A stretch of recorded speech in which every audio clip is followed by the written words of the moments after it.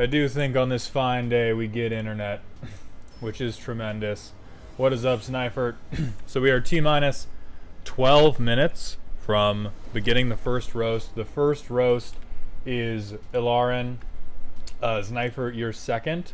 So as I believe I should have told you already, you should be going on at like 5:15. Wow, these are bad hands. I guess, man.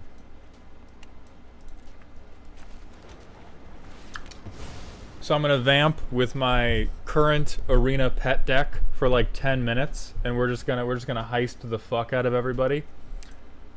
What do I need? I need a mountain. Okay.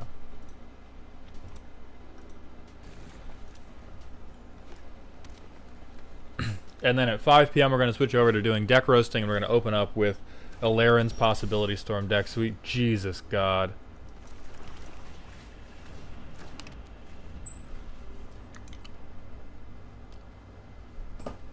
Oh, awesome, Sniper. Cool. We should get you out of here, you know, on time anyway. I'm already in so much fucking trouble. Yeah, that's game. There's nothing in the world we're gonna do when we don't have removal in hand for it. Sam, the green behind me is a painting of a flower, because I stream from my garage and I'm getting ready to move. And so, there's just random shit behind me, basically. Skyfall, we are absolutely pogging. We are waiting till 5 p.m. to start the roasting officially. And so I'm just playing Arena until then.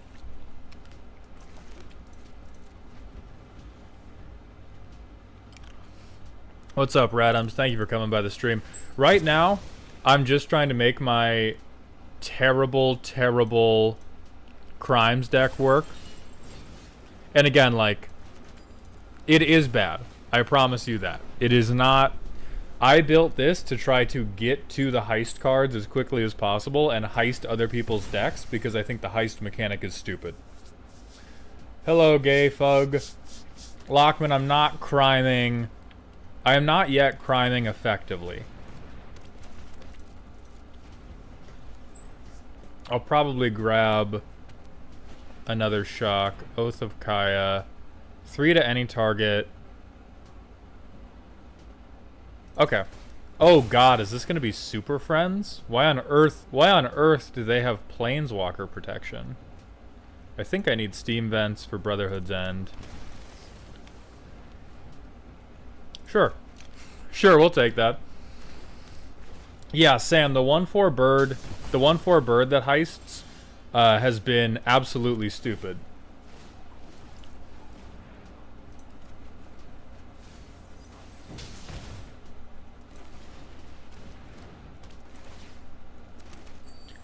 Oh, we played land for turn. Okay, that's fine. We'll pretend that we're gonna use this for something.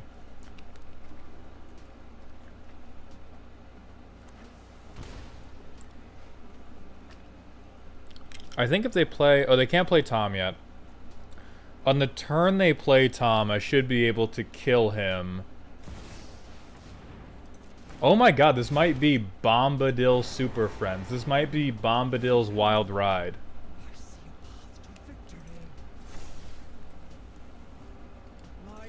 Okay.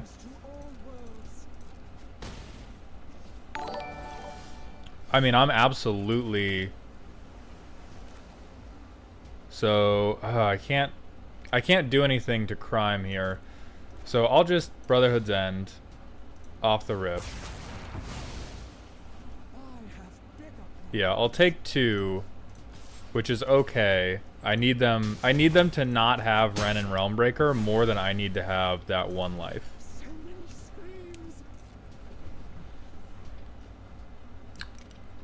Rick, I will email you about it.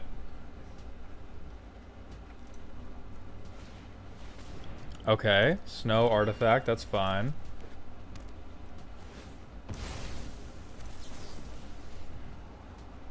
Oh yeah. Oh yeah. I can make that work for sure.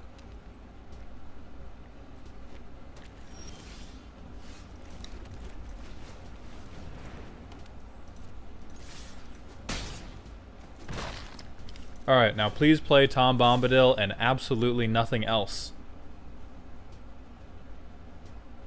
Pretty please. Pretty please, just let me eat Tom Bombadil's entire butt.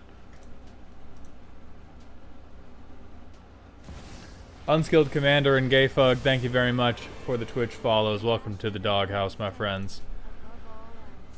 Oh, God.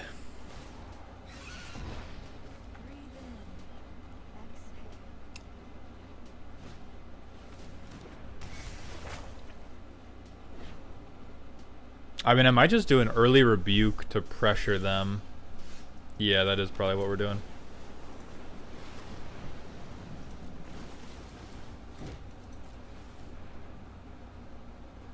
God, this is not good.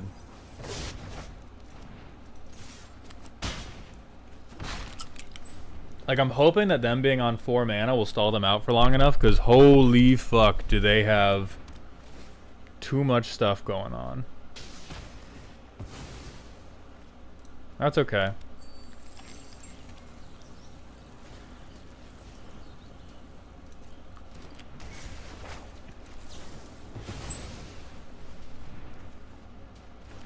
Alright, good. Good. I can work with that.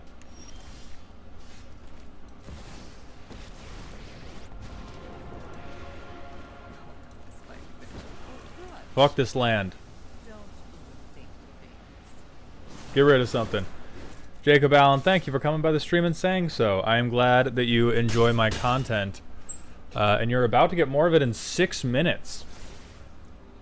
Twitch is where the redacted kids watch Mr. Hound.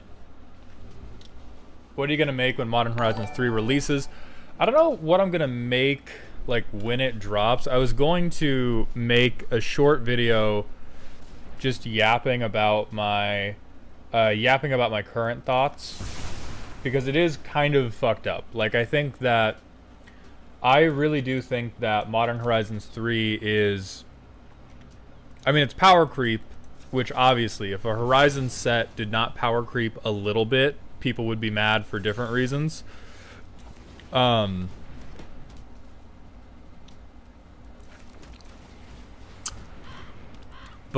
the stuff that Modern Horizons 3 is doing is any deck that wants to vomit mana or vomit creatures just got a dose of Ipecac. Like, every deck that wants to explode, go wide or go tall, got a lot of support tools. And what I think that's going to do is I think it's going... Oh, hell yes, this is my goat. I think it's going to power creep casual. I also think it's going to continue the process of making casual harder and harder to define, because none of these cards are crazy. Like, none of the cards that are coming out in the Modern Horizon set are, you know, like a Thassa's Oracle Demonic Consultation combo. None of them are going to, like, break open the game. And Talamar, to the point you just said, like, when I look at all of the things that are coming out of Modern Horizons 3, everything I see is like, wow, my only option is to farewell or Psych Rift, and nothing else matters. Like, it only matters if I can farewell you or if I can Psych Rift you, and if I can't do that, all of my answers are just not fucking good enough. Oh,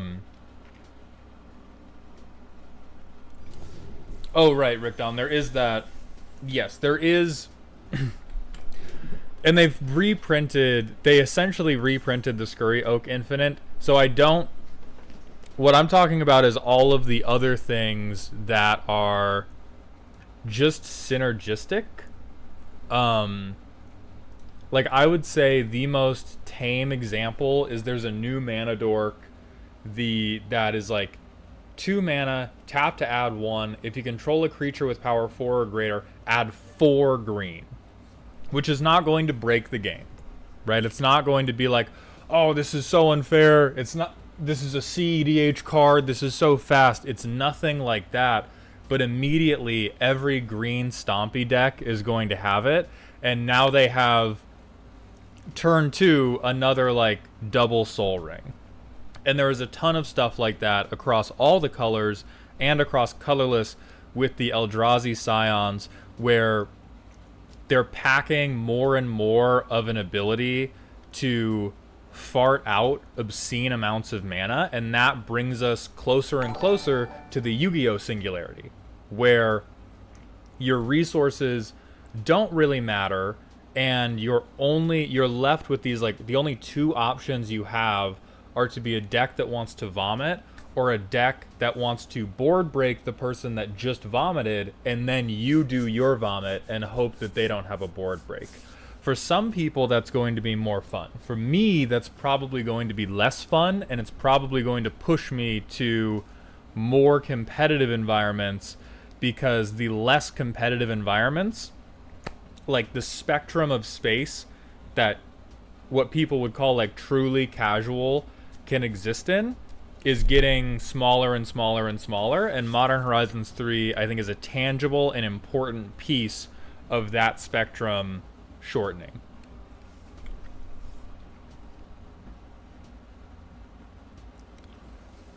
I mean, New Ulamog is like...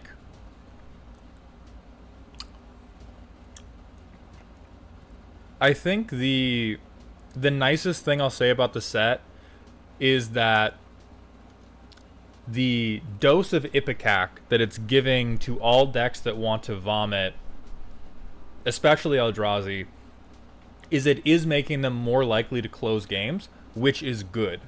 I think they are heinous and disgusting, and I also prefer new Ulamog to the old Ulamogs, because it's the thing of, like, it's going to help prevent, in my eyes, it's going to help prevent 3-hour-long games.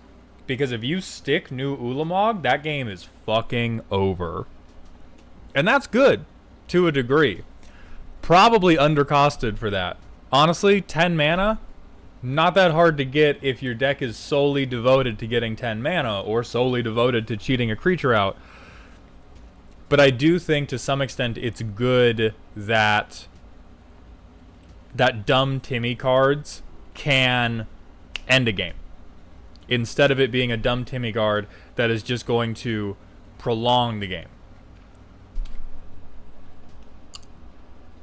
I feel like if you need Nulamog in Ishin, like, I feel like that's insult to injury. Like, if you can't... Spoilers.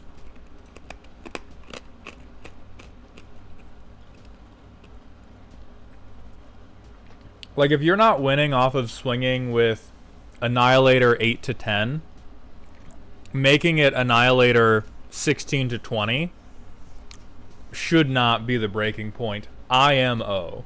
Like, IMO as soon as you swing with this, period. Yeah, guys, we finally broke Ishin. Exactly.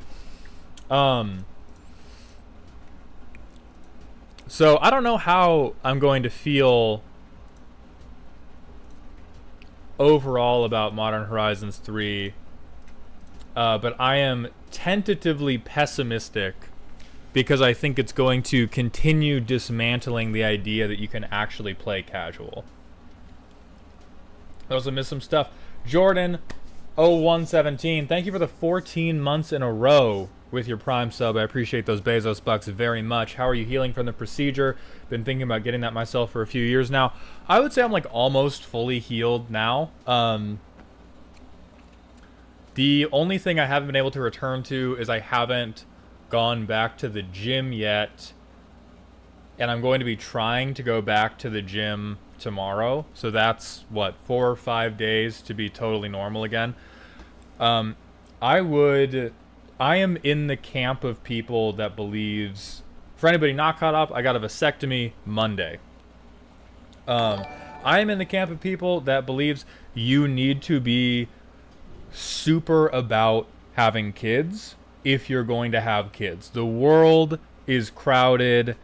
Thanos had some okay ideas, and if you are not so excited about raising a child and the sacrifices and compromise and effort that is intrinsic to raising a child, I would highly recommend getting one. If you feel the need to, save some sperm. But I think, like, for a lot of us, the desire to have kids is just wrapped up in our own ego and the idea of, like, passing stuff on. Like, Thanos was wrong in his execution, right? Like, the way he went about that, he absolutely could have just doubled resources. But we can't double the resources. And so I think most bad parents in the world are people who just have kids because they think I'm old and we're in love and so we should have kids. And I have had a lot of crystallizing moments recently where I see kids being cute. Like, intellectually, I know they're cute. I'm seeing them do a moment that is so sweet and pure and adorable, and the whole time I'm just thinking, get the fuck away from me. And I'm not mean to the children in the same way that I'm not mean to other people that incite my ire. But the fact that the children give me a negative emotion that I need to hold back from them when they are being the best you can ever expect children to be has been enough for me to be like, yeah, not doing it. Like, I'm sure the biological sleeper agent that is in my brainstem, I'm sure would turn on if I had a child, and I would look at it and be like, oh, I love this thing and I would die for it. But I don't particularly feel like sleeper agenting myself, because there are plenty of people who feel that way before the kid is there. And those people should absolutely consider being parents and become parents when the time is right, because that feeling is already there. But I decided it was not worth it to back myself into having that feeling, because my natural feeling is fuck them kids. And if your natural feeling is fuck them kids, I would highly recommend a vasectomy. It was nearly painless. The only pain that I had was akin to, like, being flicked with, like, a rubber band a couple times, which is not a good feeling for most of you. But for having somebody dig around inside you, I'd say I made out pretty clean. Alright, so anyway, I know that I missed some other stuff that we're going to catch up on now. And then we're going to get into Alaran's roast. Rick Dom, I have seen Power Balance. I do like it. I think it's very silly with Top Deck tutors.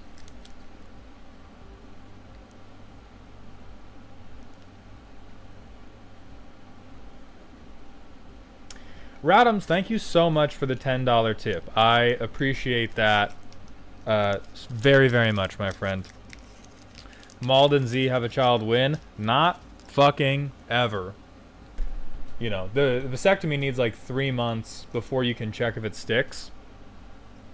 Oh yeah, Brett, sorry, I got a question about the vasectomy before we did the first roast. So we're about to start for the night. Quick primer, if you have not been to one of these before, the 4 metrics I have you give me before I review your deck is you tell me whether it is silly, spooky, or scary. This is the only power scale that I recognize. I do not recognize numbers. I do not recognize casual, high power, whatever. I only recognize silly, spooky, and scary. And then I have you give me a primer, so just an explanation of the deck and what you think it does. I ask if you want me to recommend upgrades, and then I ask you to describe it in one word. So before we get into the first deck, oh, hello, Nerd Girl. I hope you're doing well. Yeah, Veggie is one of Z and I's many adoptive children in the YouTube creation space, or all social media creation space. Rick, vasectomy was Monday, so we still have 12 weeks to see if it's stuck. We do have one random smasher pass to redeem. Hell no. I'd consider it if he promised to put a good, well, if it promised to put a good word in with the boss lady. But no.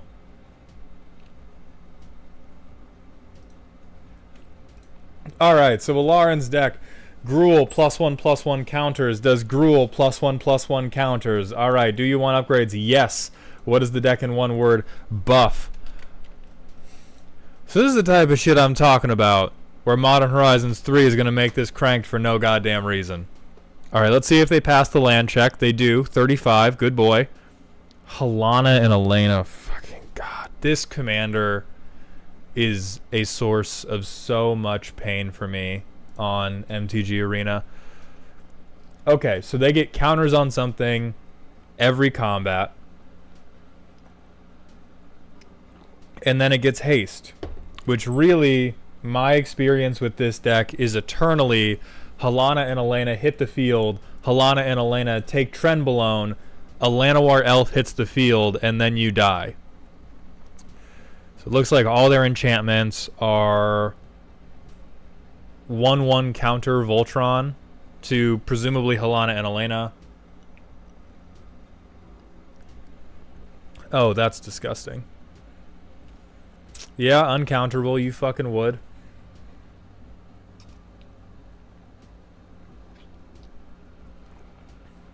Okay, a little bit of card draw, which you can be reasonably assured you will get this. More card draw. A little... Oh, brave, aren't we? Direct damage. Mmm. How tasty. You better have fling in here. Holy fuck, what?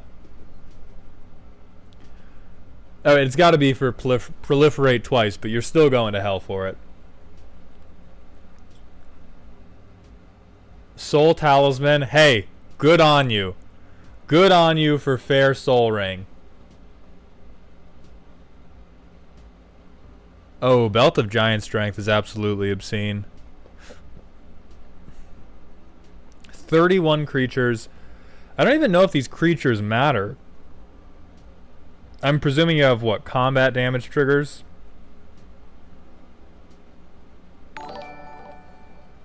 No. Right. Infect!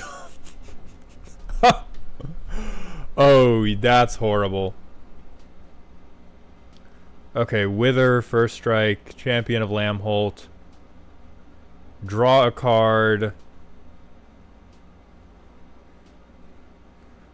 Fertilid ETBs with 2 +1/+1 counters. Okay, so this is like repeatable ramp.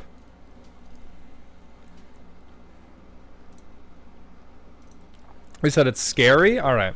Just to let me get an idea of what you probably want to be doing. Heronblade Elite. Whenever another human ETBs, put a counter on it. Ramp a bajillion. Oh, Ansrag is fucking horrifying. Outlast, give trample.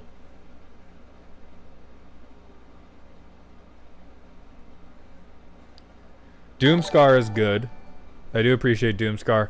Axel, the commander, is Halana and Elena partners. And so it really is just put a million +1/+1 counters on everything. Okay.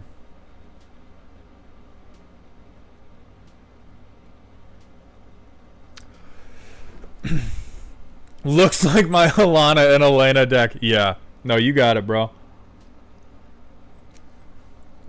Okay, Ruinous Intrusion. That makes sense. Lifecrafter's Gift is horrifying in this.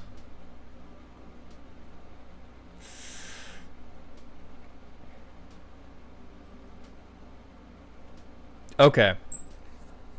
Personally, this is scary, but this is a scary deck where you are vomiting at on yourself in a McDonald's bathroom. Like, this is scary because it's 1 a.m. You tried to do the 100 nugget challenge. You covered them in barbecue sauce because your friend told you that if they were slimy, your body would accept them for longer, and that was a lie. And somebody else has walked in, and they're either going to get killed by the fumes or they're going to drown. But I would say you probably, and this is going to sound crazy, probably have too many cute things that put +1/+1 counters on for it to be a scary deck. Like, if you want this to be, if you want this to win games, which scary decks are generally at the point of the arc where you want to be winning games. You have a few things that are very inefficient to guarantee you put 1/1 counters on, and you have so many 1/1 counter synergies that you can afford to take out the worst ones for either things that have better combat damage triggers, give you more combats, or just do more infect. I doubt you have every infect creature in here.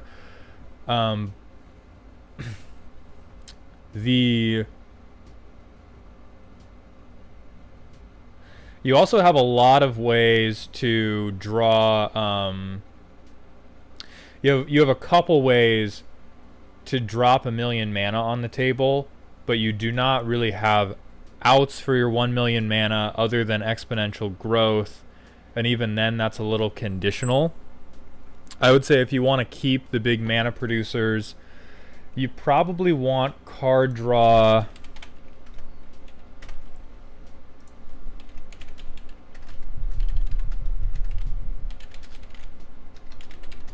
You probably want Rishkar's Expertise because you are almost guaranteed to have a particularly strong creature out. Rishkar's Expertise will also hit, I believe, almost every single creature, all but 4 of the creatures in your deck. You would be able to cast off of Rishkar's Expertise. Chord of Calling is a really good tutor. Finale of Devastation is a really good tutor. Scary is the level of deck where I would expect you to start having tutors.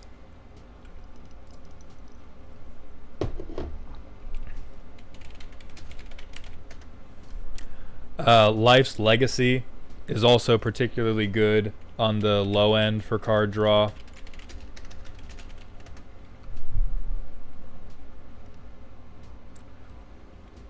Momentous Fall is great. Are there any tutors for this archetype in Gruul? Yes. Unu, you've got some good ones. Where's Turn Timber? Turn Timber Symbiosis would probably be pretty good, since you are generally looking for creatures.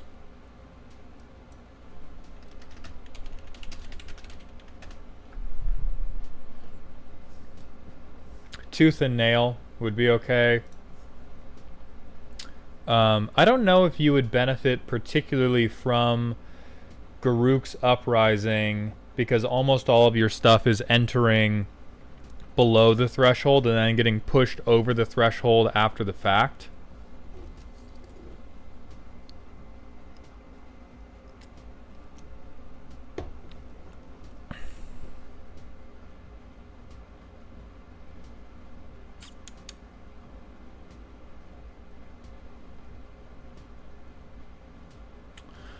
I think Celebrate the Harvest.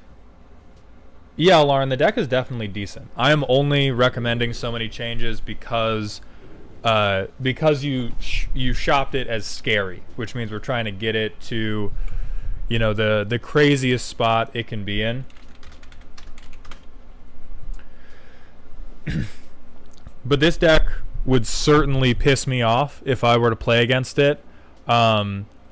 It is very much like, you know, this is a Hot Wheels set. I can't imagine that once this game deck starts going, if you had a keepable first 7, you have to do much other than like, hey, what's in my hand? Hey, play it.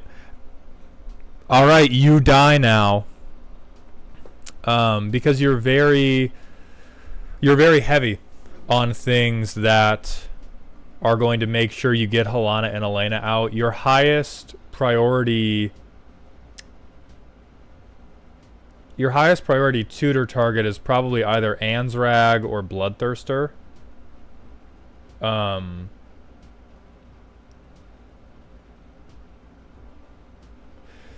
honestly think Ancient Bronze Dragon is also kind of like a win more card.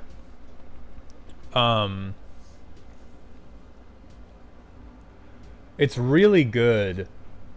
You do also like just want to be winning the game at that point.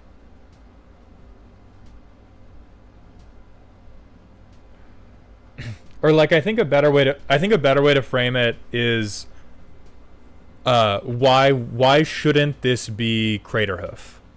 Particularly if you want it to be scary.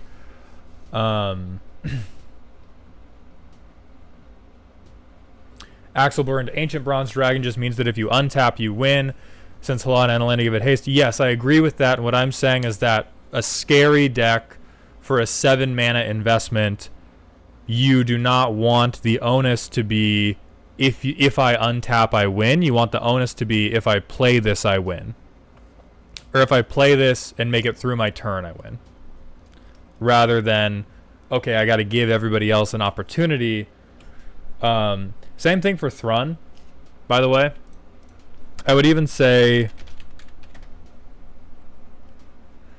like, even though this already has haste, +2/+2 to your board, probably good. Triumph of the Hordes, also good. Like, you need more things that are going to say, answer this right now or you die. If you want the deck to be scary. If you want the deck to be, I would say this deck is spooky. Like, this deck is, if you let my Rube Goldberg machine start going, I am going to build a skyscraper out of +1/+1 counters. And the place I would say it is lacking is, again, you are in that McDonald's bathroom, you are throwing up everything in your stomach, the water level's beginning to rise, but this McDonald's was responsible and they put sealant all around the door of the bathroom. And where your deck is lacking is the ability to burst through that sealant and drown everybody in the McDonald's. Right now you're sort of waiting for like your opportunity to open the door or for somebody else to open the door and then you can kill them. And you should really hone in on things that let you force that door open and kill everybody with nugget vomit. So things I would say to go: Harmonize, shut the fuck up.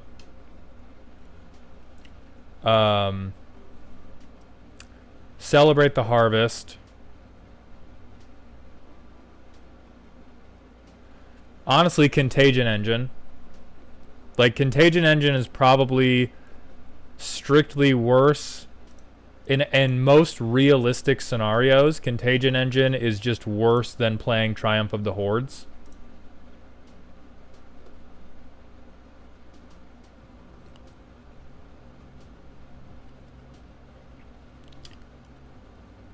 Inspiring Call, it's fine. Fertilid's Favor, I do think, is a little bit too slow since it's just one land. If you can look me in my eyeballs right now and you can say there are honestly multiple times where you run out Halana and Elena and you don't have a way to get counters on them, then you can keep this. From an intellectual look, or like from a theoretical review of the deck, I feel like you probably have enough ways to get counters on them. But if in practice you do not, then you can keep Fertilid's Favor. Lifecrafter's Gift, I would also cut because it's 4 mana for one. Like, so let's say you have a wide board. If you have a wide board, you would rather draw Triumph of the Hordes. If you don't have a wide board, you do not want to pay 4 mana for 2 +1/+1 counters. If that makes sense.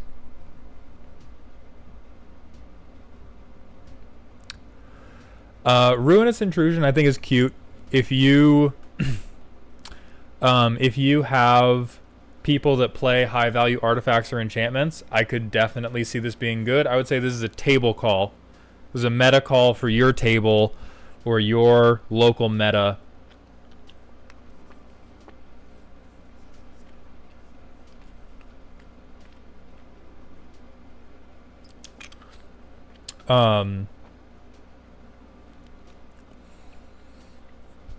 I think Belt of Giant Strength is also on the cute side, but it is just cute enough that I think you should keep it.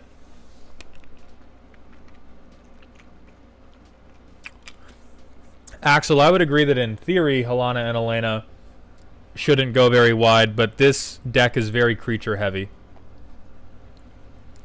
Gorefiend, it's $25 for the Patreon for the deck roast. Forgotten Ancient may also be good.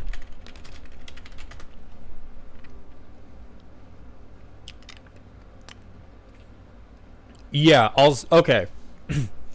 So, oh, it's already in there. My bad, goats. Yeah, never mind. But that is to illustrate, like at the 4 mana slot, you would always rather have Forgotten Ancient than you would have Lifecrafter's Gift or Fertilid's Favor.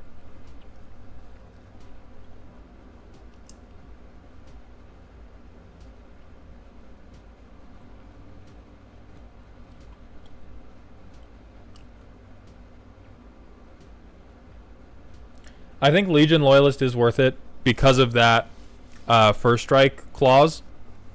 That's very strong. I like Dragonboard Champion as well.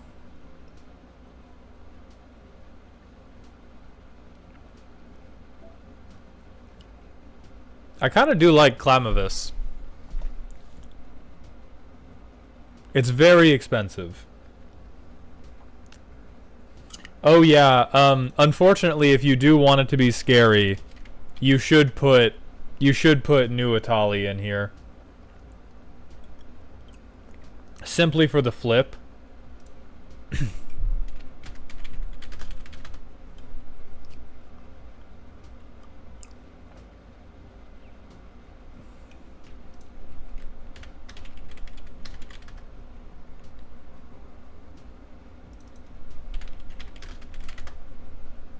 There we go.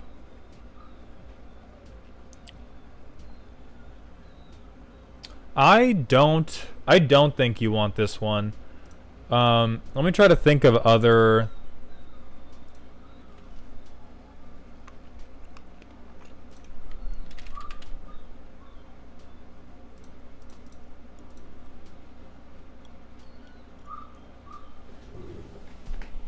Hold on, everybody. I can hear an animal making noises of distress near my home, so I'm going to go investigate that. I'll be right back.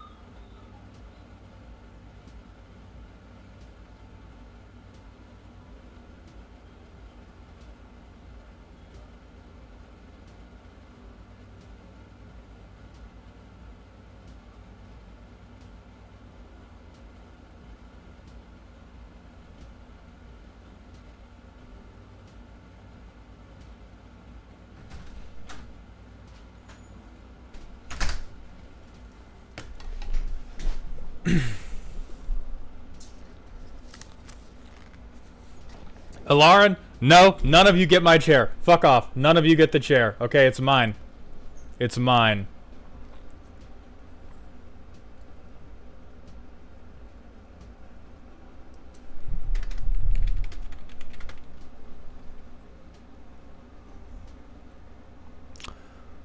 Orin Frostfang, honestly, I would respect it only for the card draw. Well, not only, but I would respect it for the card draw.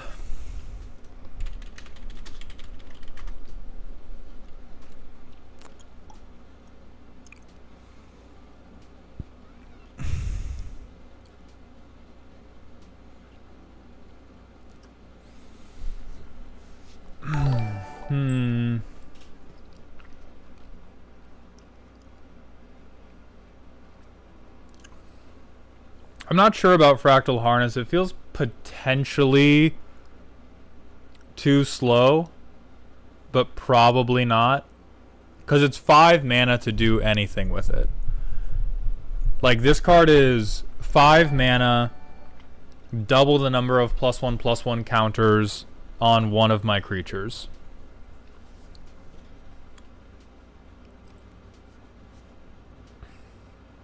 Which is certainly not a bad effect. I do think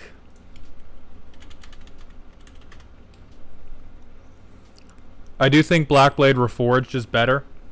I think like this is a way better reliable tool for making sure that Halana and Elena are punching super hard. I think you do keep... Ooh, I don't know.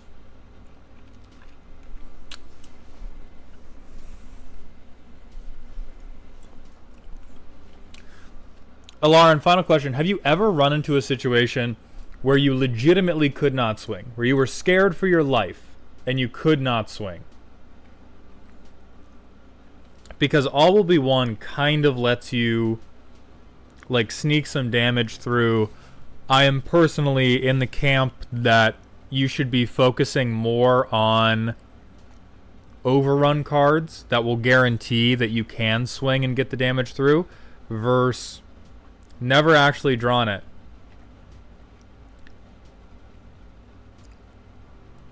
I think you can cut it. I think that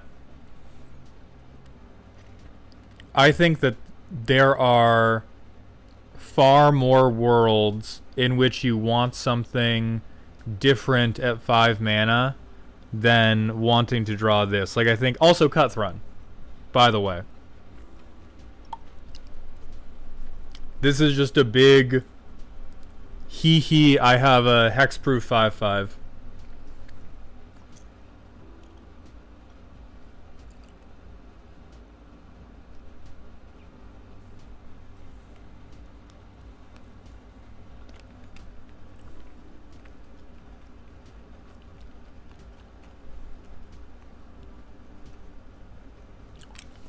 So yeah, we're going to move on to Snifert's deck to respect their time. I think the deck is good. You got to bust down the door of that McDonald's bathroom with your vomit, though. And I would look for those overrun cards we talked about, extra combat cards, or tutors for Ansrag.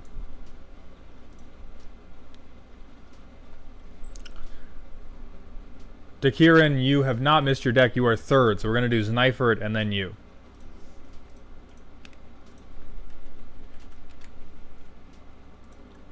Change of pace, this deck is listed as silly. So it turns out when a morph creature is face down for any reason, you can pay its morph cost to turn it face up, even if it's not a morph. That's a neat interaction, sure, but it's not exactly common to have a lot of face down creatures unless you're paying the 3 to get the morph. It's Yodora, isn't it? Now, if the commander maybe brought back your dead creatures as lands, you could keep morphing them back for their flip effect, only to kill them again to repeat the cycle. Things could get just a touch out of hand. There's 2 cards that go infinite with at least one of 4 other cards in the commander, but no way to tutor for any of the pieces. Also featuring the Quantum Magic card, where you place an MDFC face down on its non-existent third face, because on its normal back face is more printed rules text instead of imagination rules text. I don't really remember why I built this, but it's fun to pilot, and as someone who lives along the Puget Sound in Washington, trees are cool. Trees are cool. Yodora is not. Based label. I'm glad that you own it.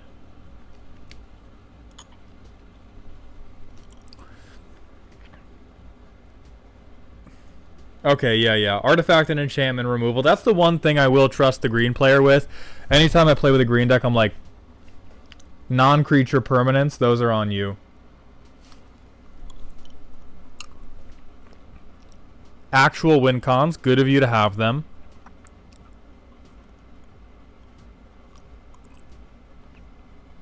Lotus Cobra, Scute Swarm, Tireless Provisioner, Ashaya, your deck is not silly. Your deck is not fucking silly, my friend. Four of these bastards in. I'll give you spooky. I will give you spooky. I will not give you silly. I am calling the silly police. Avenger of Zendikar. Holy fuck. Whenever a land enters the battlefield under your control, make a 3/3 green badger creature token.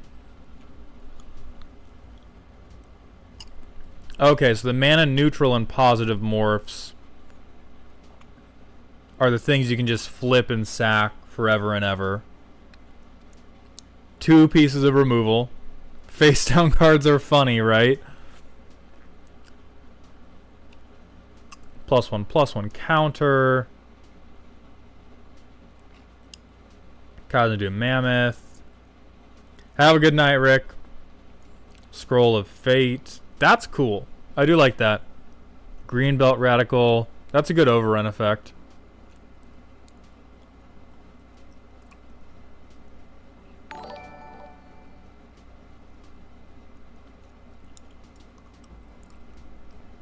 I'm sure the commander doesn't break this. Oh god, wait, hold on. So if your forests are creatures and they're non-token, so that also goes infinite.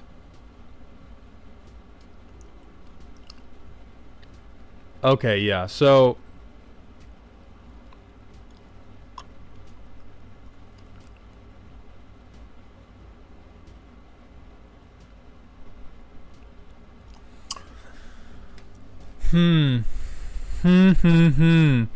Interesting. Interesting ad for deforestation you have here.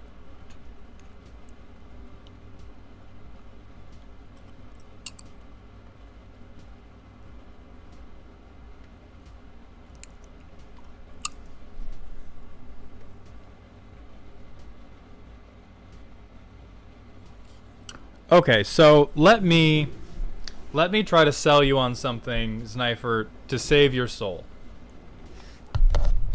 Bye, Lauren. Thank you for coming by. Thank you for the support. I hope you enjoyed the deck roast. Let me sell you something to try to get you into heaven, Sniper. Because you started building a silly deck. You started building a very silly morph deck. And somewhere along the way, you had the very reasonable thought of, this deck needs to be able to keep up. There needs to be something in here that can ensure that I have a legitimate win condition, and that way it can be strong enough to hang, but it'll still be silly because I'm not going to tutor. And I will direct you to a thing that I have said previously, which is that if I am inviting people to a party, the party being a commander game, and there is a 95% chance that you're going to be a great guest and a 5% chance that you are going to shit in my, like, you're going to give me an upper decker in my toilet, I'm just not letting you use my bathroom, period. And that is what this deck is. There's a 95% chance that you will do something silly on your turn. And there is a 5% chance that you will win the game turn 3. That's not silly. That is what we are calling the silly police for. And from a meta overview, the overall power level may still be fine, because it is inconsistent enough that it does not dominate your tables a lot. I personally believe that you will have a better time if you better support the silly gimmick and drop some of the things that are presumably only here to benefit from the infinite combo. Jordan, I do not know how to prepay for Patreon, although I am very thankful that you are asking. So, like, I think this deck would feel better if you had tutors but couldn't tutor for a win con. Like, if you raised the quality of the card draw and stuff like that. Because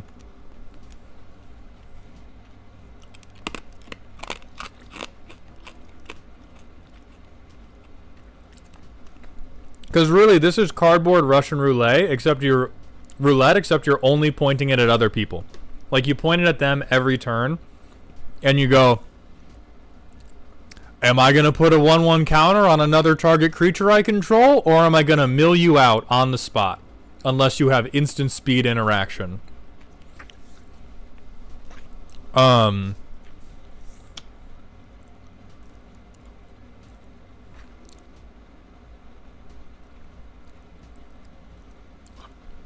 this is another deck where I would recommend more things like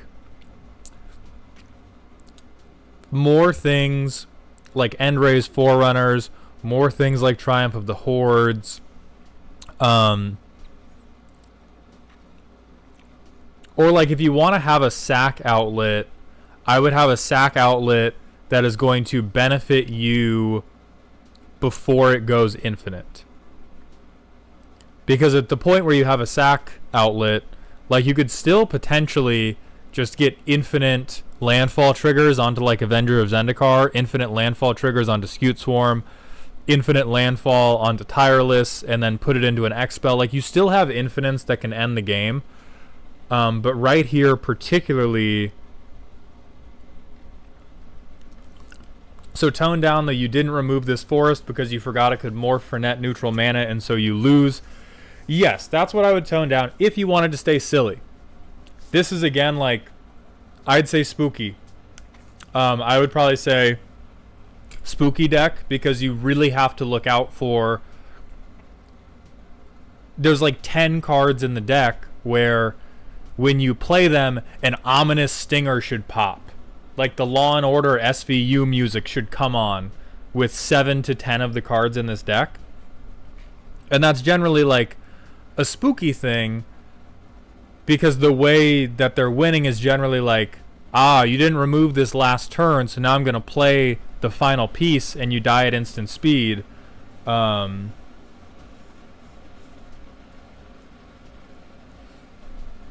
it depends on where you want to be with the deck. Like, if you want the deck to be stronger, then I would still drop stuff and tutor for these things.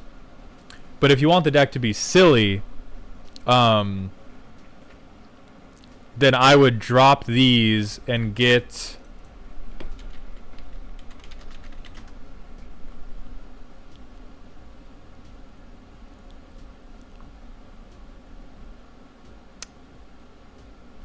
I don't know if Greater Good would work out for you, because none of your stuff is probably... I don't think any of your stuff is good enough to justify the discard 3 on the end of it, to be frank.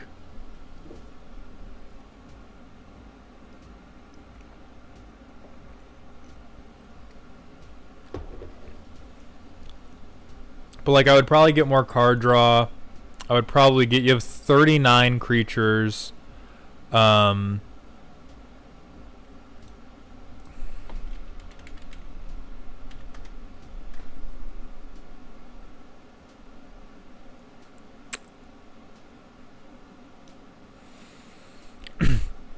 mean, I would have, like... I would have both Kamals in here.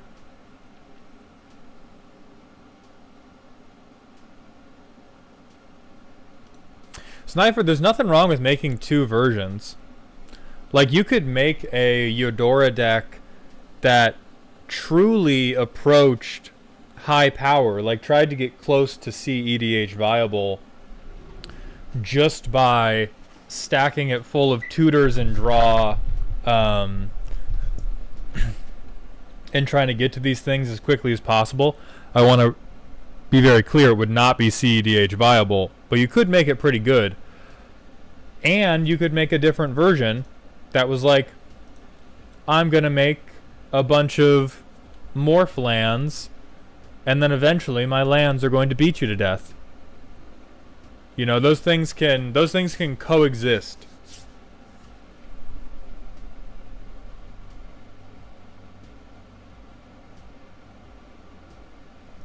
Like, oh, Kamal's Will?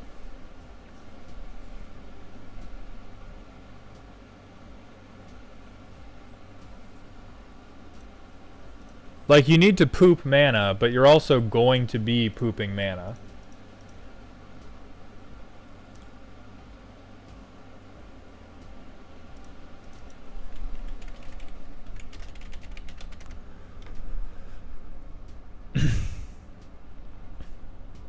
I don't think we want to Eula's influence because we don't have a lot of things. Like, we're not drawing a ton of lands. We're just making a bunch of lands on the battlefield that we can then morph back. So maybe equal to the number of lands. And we'll see what cares about that.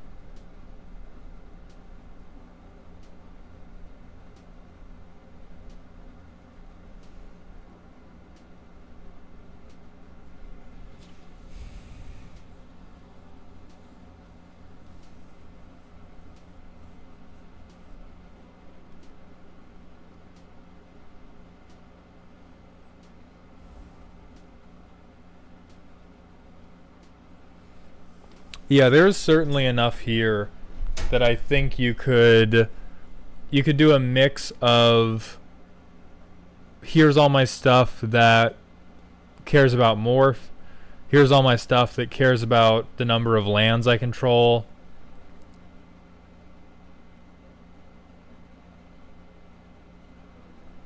And then you're good to go. And then you do have like a truly silly deck that is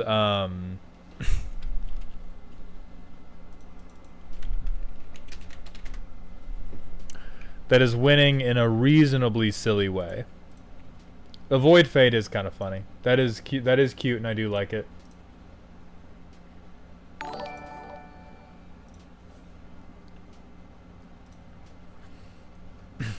No worries, Bear Jar. Thank you for coming by the stream, period. Have a good one. We got Bull Elephant or Scrub Ranger. Let me look up Bull Elephant. California is Hollow. Thank you for the Twitch follow. This is a little too silly. We're gonna call the silly police on you for the inverse reason on this guy. Also, Melinja, TNT user 55, and Intense Blue, thank you for the Twitch follows. And Monsieur Shock, thank you for the 3 months in a row with your Prime sub. Welcome back to the dog home, and I appreciate those Bezos bucks. Yo, my friend.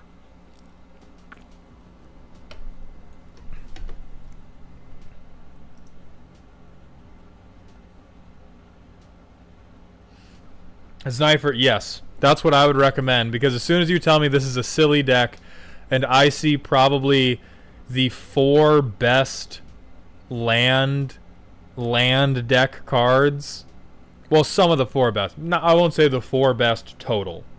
But 4 of the best land synergy cards you can have next to your 2 infinite combo outlets. I am calling the goddamn police. Moose Mystic, thank you very much for the Twitch follow. Welcome to Doghouse. Let's get to Dakirin, who also has a silly deck. I see you liked my infinite mono red deck. How about a much more obvious Monk Kindred deck that snowballs? Ignore the cost. I have no clue how to do multicolored decks without expensive lands. Real as hell of you. Monks, Wizards, Artificers, oh my, Flying, Double Strike, Lifelink, Crane, Kick, and you gonna die. Real as hell.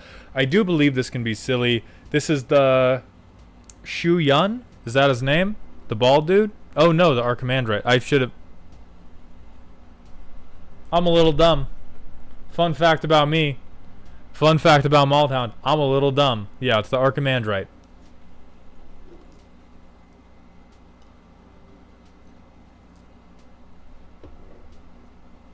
Okay, so you gain life, and then that life gain becomes damage and vigilance. And those can also become card draw to complete the loop. Alright. What a shitty... I mean, she bad. Certainly, this is the type of creature I expect to open up onto a silly deck with. 35 lands, which is real. Academy Lore Master, she also bad. This person, Kieran, you know how to win me over. Okay, so a little bit of group hug, which for you probably works out. Give something lifelink. If you have anything with first strike, that would be, that would get kooky. Okay, give lifelink.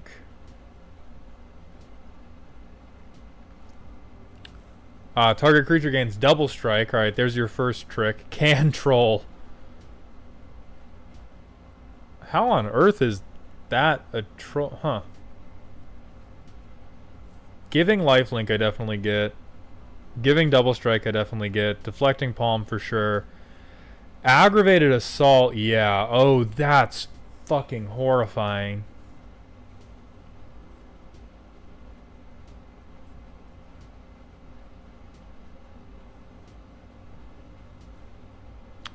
Tap all creatures you don't control. Commander main mechanic combo. Yeah, double strike, lifelink, double strike, first strike.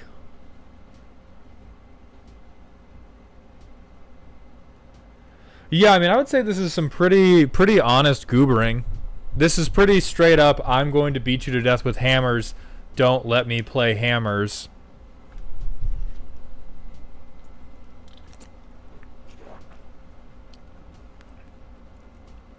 I love Brass Knuckles, my god. Well of Lost Dreams. When you gain life, you can pay to draw, which would then set you... Jesus. Tap all... Ember Cleave.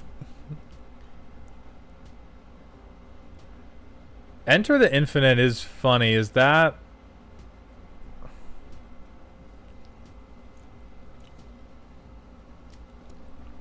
That is one hell of an out. That is, we have been here too long. I have reservations at my local Applebee's. I am leaving, and all of you are coming with me. Because this just makes everything plus however many cards are in your library plus 0 for the turn, and then you die the turn after to decking yourself. Tim, the commander is the Archimandrite. Kismet, anybody that wants to submit a deck, you can do it through my Patreon, which is linked either through !roast on Twitch or through the stream description on my YouTube page. Body of Knowledge, True Conviction, Key Points.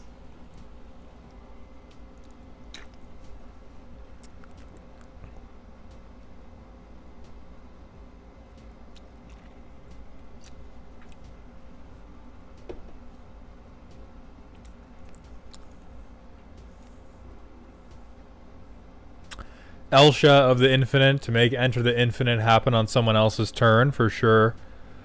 Oh, Jesus, Narset. I know, I should have seen this coming because it's a monk, but I always hate her whenever I see her. What you do when you're challenged at high noon. Huh?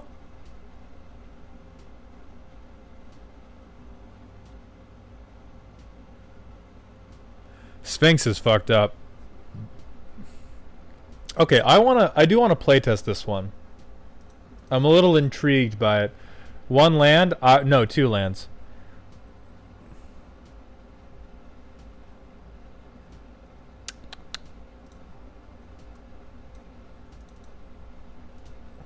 Next turn. Oh, draw. Jesus Christ.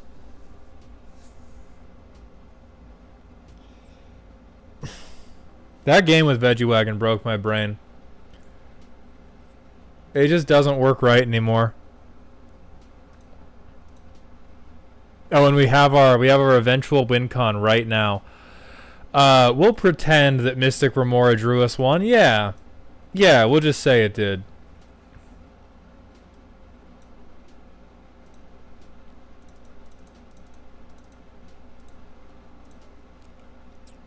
We'll say Mystic Remora drew us one more. And we'll pay for it. And then we'll not cast anything. We'll discard that for turn. We won't pay for Mystic Remora. We will still be turbo fucked. I guess I would have discarded... Oh no, I would have cast Azorius Charm. So it would be in the graveyard, but would have evened out. Hello, Average Texan. So this is turn 7. We've missed half our land drops and we have nothing to do. This looks better. We'll choose something. Who cares? This is looking too better.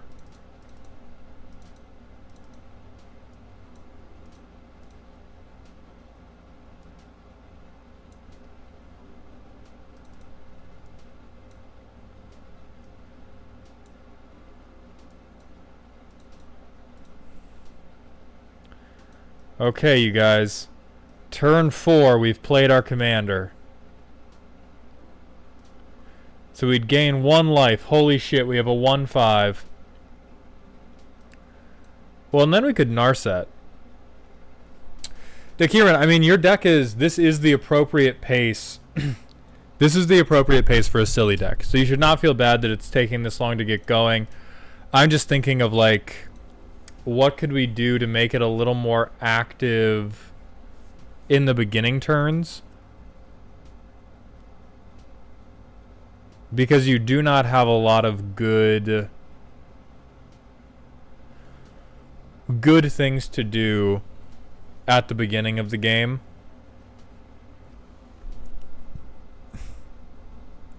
It may be worth trying to get some of the like talismans in here. Especially in place of like the signets. And because you're gaining life, so you can probably offset the talismans really well. That's not a... So conviction, creativity, and progress. I would put all 3 of those in there. And then I would put Chromatic Lantern in too. And I would drop your... I would drop Boilerworks. Bounce lands suck. Don't listen to bounce lands. Don't listen to their defenders. If somebody tries to defend a bounce land to you and they do not have a landfall deck, you bounce them. Why the fuck is Mana Crypt in here? Hold on. I was letting you go. I was letting you go with the expensive land, so I didn't even check for the other expensive stuff. What the hell? What the hell are you doing with Mana Crypt? Put that away.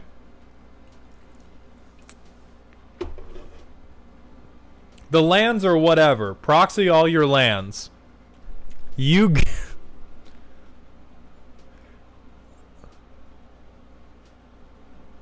Wait. No. No. Hold on.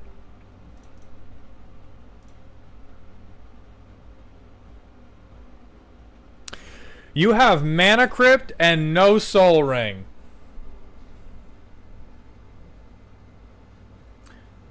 More specifically, you have Mana Crypt, no Soul Ring, and not a goddamn thing to do with your Mana Crypt on turn 1. Maybe Arcane Signet. The dream play for this deck is turn 1 Decanter of Endless Water. Or Shu Yun. Or fucking Monastery. You bastard. Find the Lord. You find the Lord right now.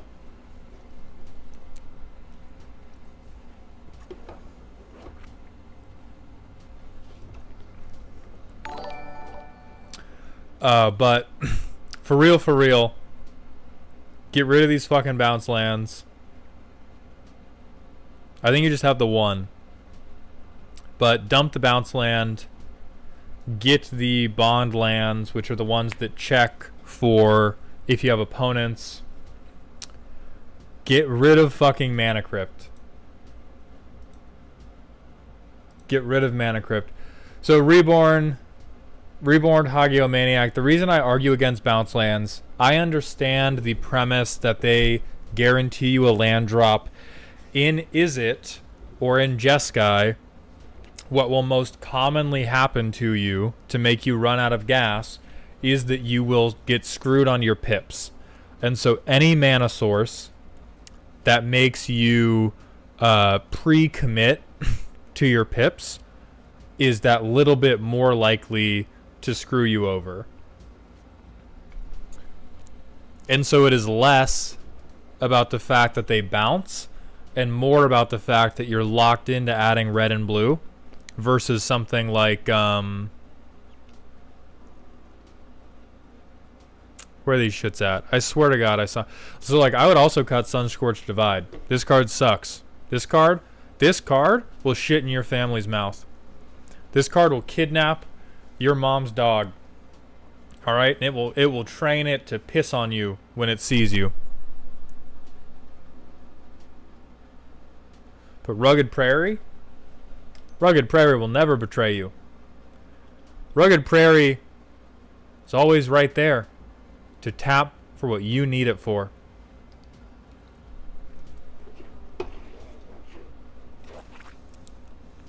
Texan, I'm very glad I could bring some joy into your life with Bear Force 1. I'm very sorry to all of your friends. This card cheats way too hard.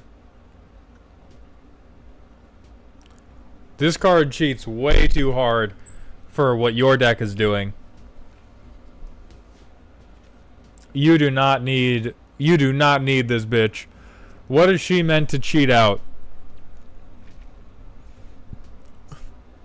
Is that the wet dream of on turn 5 I'll play Embercleave instead of just playing Embercleave on turn 5?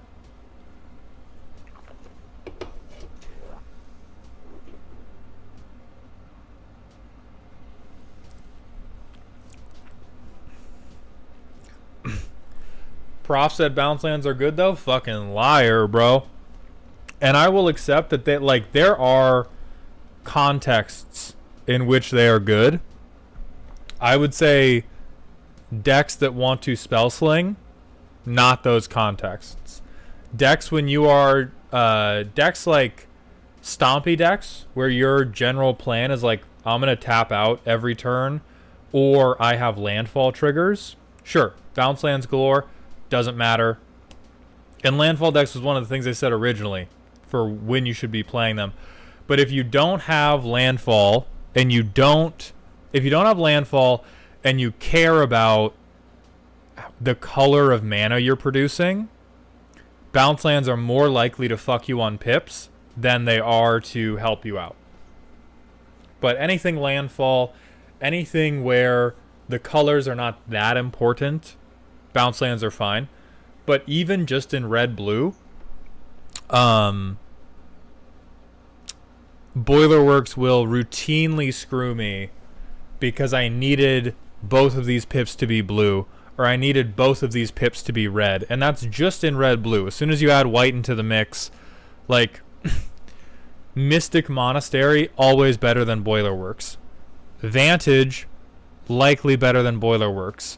Also cut Ferris Lake. Like, cut any of these things that are hard committing you to two different pips instead of letting you choose the pips at will, like Cascade Bluffs.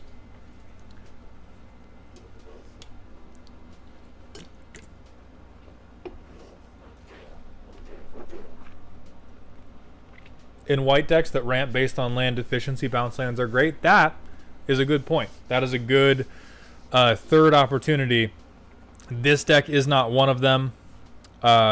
Consider them in decks using MDFC lands. Yes, if you had dual-faced cards and wanted a way to get your MDFCs back, that is a situation where I would say like it could work out.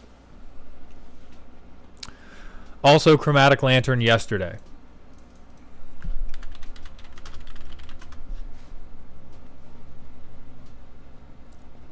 Why we got Mana Crypt and we don't have this? Why do we got Mana Crypt and we don't have this?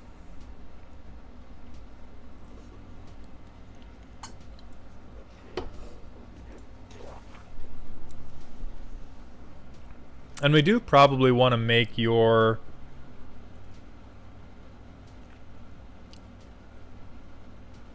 Texan, we got to Mana Crypt and no Soul Ring.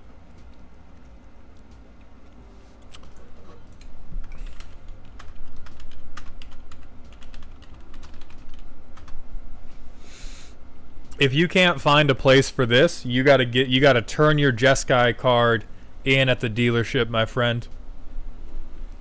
If you can't find a place for a permanent source of first strike,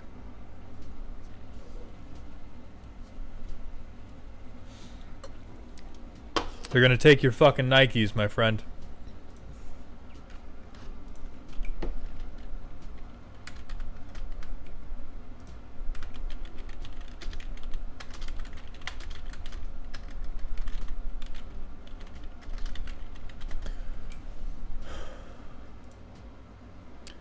Shuyun is in the deck, Akari.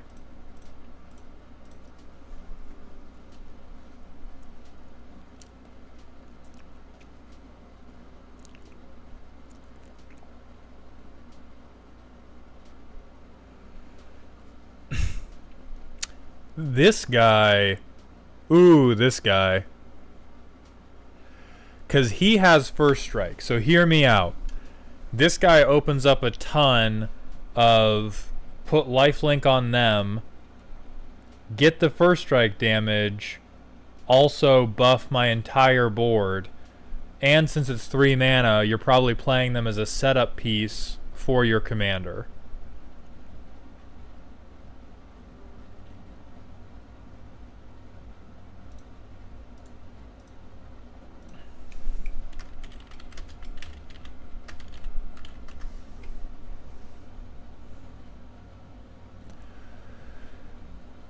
I don't think this guy's worth it. Just because we're not yet at a critical mass of things that have first strike. Who is the... Is there a reason you do not have the Toilet Paper Brigade? Because it looks like you have 21, 37... 40, you have 43 non-creature spells. You missed it. Okay, I would put Toilet Paper Man in to make sure your board can get wide enough. I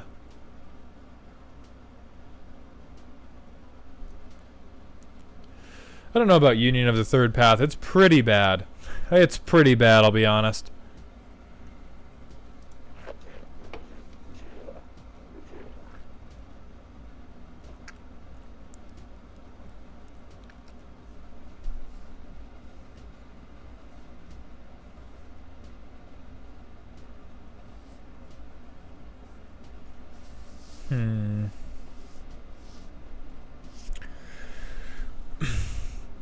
Trying to think of what other good repeatable draw we could get.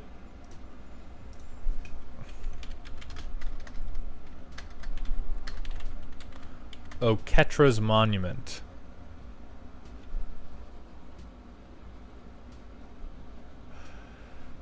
Oketra's...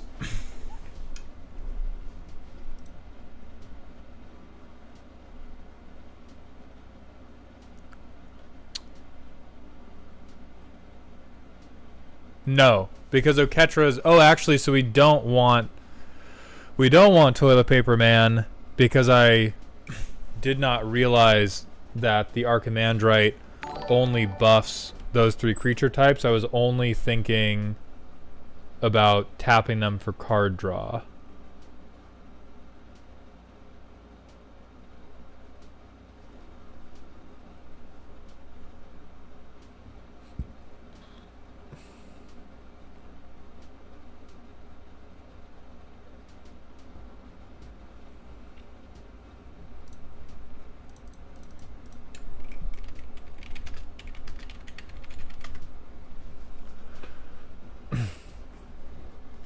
I would put in Feather, despite the fact that it is not one of the creature types we care about. You are running a large number of shitty, no good instants. And you are allowed to, because they synergize with your commander, and I support you in your quest to make shitty cards playable with a commander you find fun. However, it seems very, very possible for this deck to gas out at a moment's notice because you have played your thing and you have not killed anybody. Yes, Feather is a lady. I would also... No, none of these are going to give you gain life and draw a card, which is frustrating.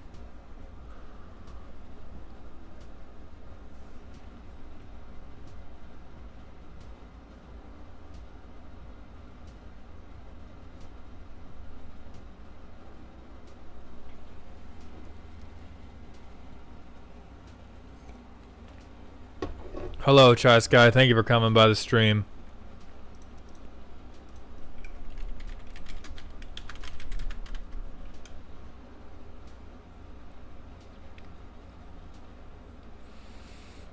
I think Jeskai Ascendancy would also do you well. You're at 37 non-creatures, so you are pretty non-creature heavy.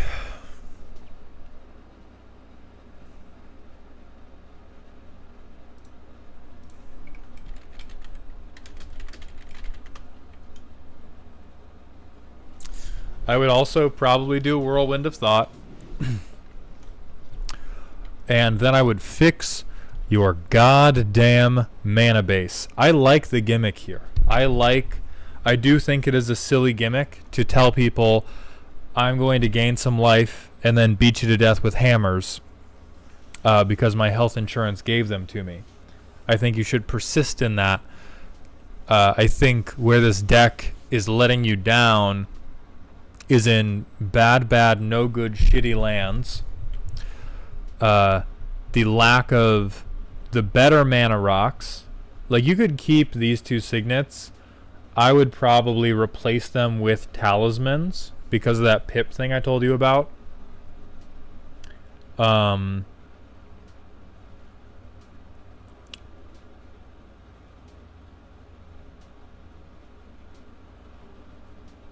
I would get Feather. Feather is the thing I would like skip, or I would go outside of your creature type restrictions to play Feather, because being able to get all these cards back, because these are all bad, and Archimandrite makes them playable. Archimandrite and Feather make them amazing. And that is really the beautiful thing of Commander, is taking this like honest to God spell that should have no business being in Commander, like Moment of Heroism, and then because I've put it on a thing, because I've put it on Enclave Cryptologist and I have equipped them with Rune Chanter's Pike, that's going to win me the game. If Feather is so good, should he also get some tutors? I don't think they need them.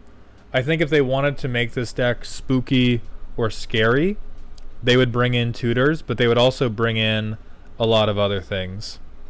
Is there room for Shiny Impetus? No. I love that card. It is one of my personal pet cards. Shiny Impetus got no fucking business in this deck.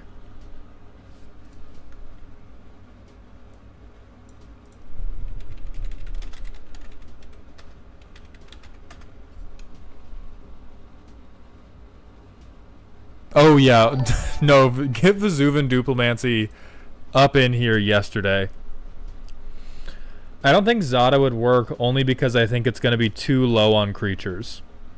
I think the lack of creatures is what makes Duplimancy work really well, because you do need more bodies to put the Archimandrite's effect on, and you are definitely going to be doing the targeting necessary to make Vesuvan Duplimancy go off.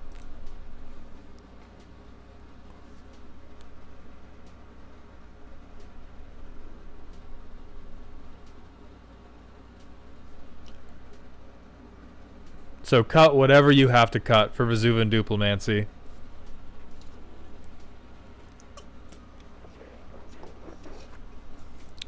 But I do, on the whole, I admire your commitment to the bit. We do not need Thousand Year Storm. At the point we have that much mana, we would rather cast True Conviction. We would rather pay into Aggravated Assault. We would rather hard cast Embercleave. Everything else that's that expensive is going to do more to win us the game.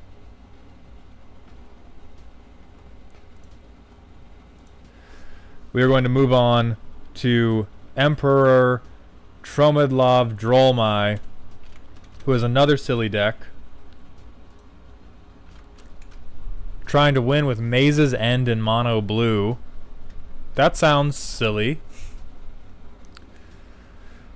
The combo is you awaken any gate, have Sakashima the Imposter in Chapter 3 of the 11th Hour both copy the awakened land, put Psychic Paper on the awakened land, changing its name to any other name you want, like Progenitus, then using Vesuva or Thespian Stage to copy the awakened land, and then finally using Maze's End to get a 10th gate.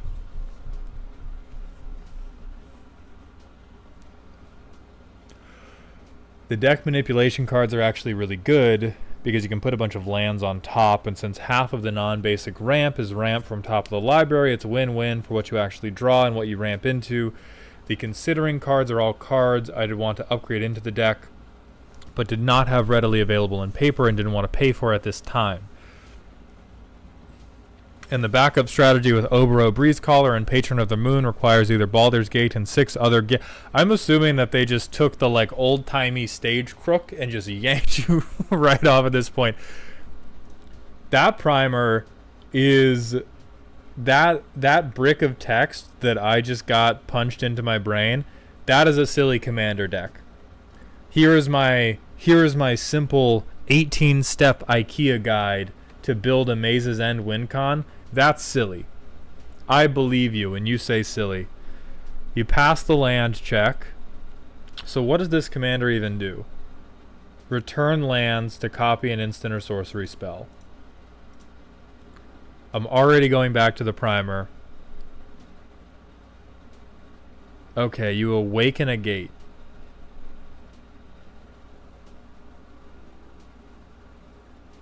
Okay, it becomes a creature. Have Sakashima the Imposter and Chapter 3. So create a token that's a copy of target creature. It's a legendary alien named Prisoner Zero. And you need another guy. And we need to find Sakashima. Where's he at? Got it.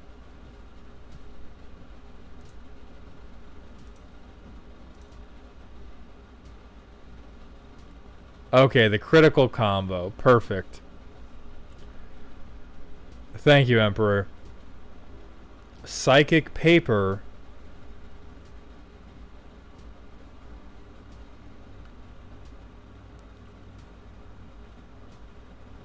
On the awakened land to change its name to something else. And then Vesuva's.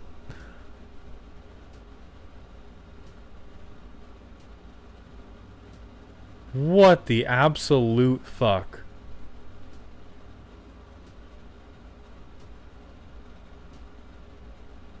Other good stuff. Lotus Field.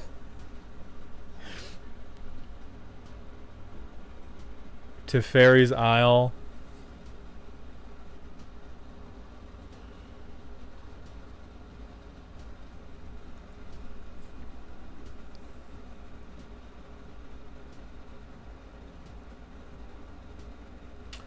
A really funny card. I agree with you. That is a deliciously funny card. Anti-green. God bless you. Keep doing the Lord's work. So then deck manipulation. See, this is what I am advocating for when I say if you have a terrible deck, it's okay to put really good cards in it so long as you are actually staying focused on your shitty gimmick.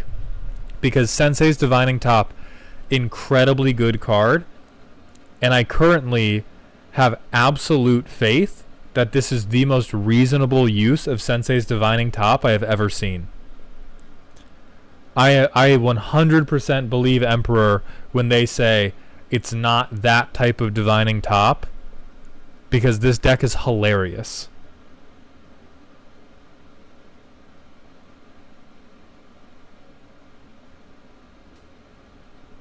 Just in case other gates. I'm gonna take your... I'm not even gonna steal your land. I just need something that says gate. Please. Please, please, please. Give me a fucking gate. Backup strategy 2020 backup strategy, we're a green deck now.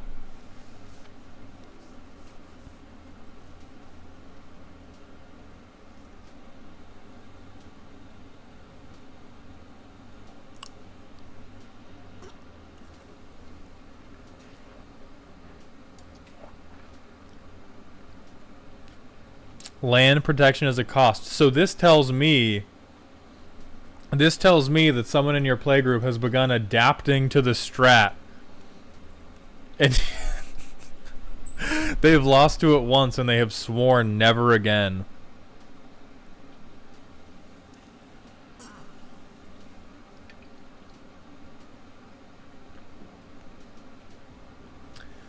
Realmbreaker being case of other greats. I mean, I think it could fit both tags, but realistically it is much more reliably generic ramp than gate theft.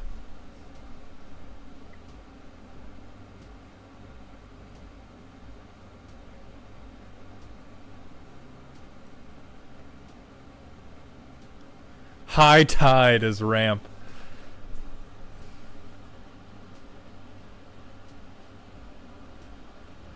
This is how hard Mono Blue needs to work to get their goddamn land drops. We gotta play Terrain Generator. Oh, can search deck 4 gates. 22 creatures, too. Like, if you showed people this deck, they, like, just the split of the permanent types, they might actually think you were trying to play Magic the Gathering instead of trying to speed run a mall.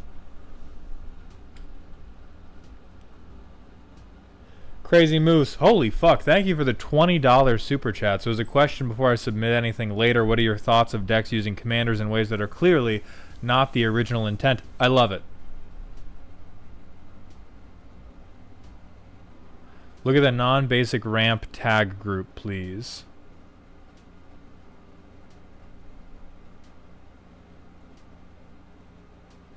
Explorer's Scope. Okay, check top. Check top. Walking Atlas, yeah. Reveal top. Reveal top. Show me some top. Show me some top. Show me more top. No, that's not even show me top. That's show me bottom.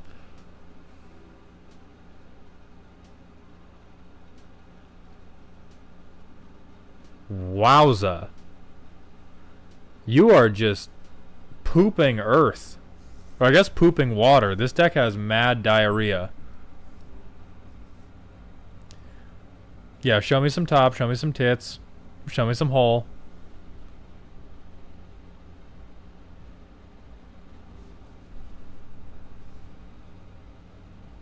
control.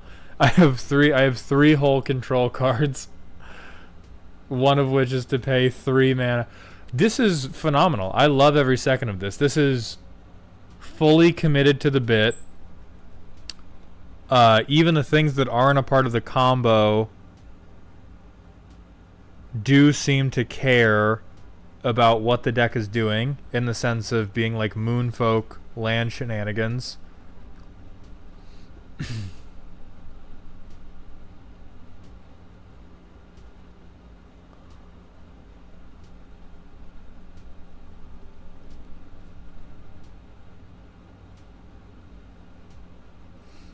It's consistently out-ramping green decks. I fucking believe it. The amount of check top here, the amount of cock looking that your deck has summoned is absolutely incredible. Like, honestly, the sentence, "I'm going to beat you with my mono blue ramp deck," brings me great joy. I may plagiarize you and try to play this against my friends. Obviously, you know, not actually plagiarize, right?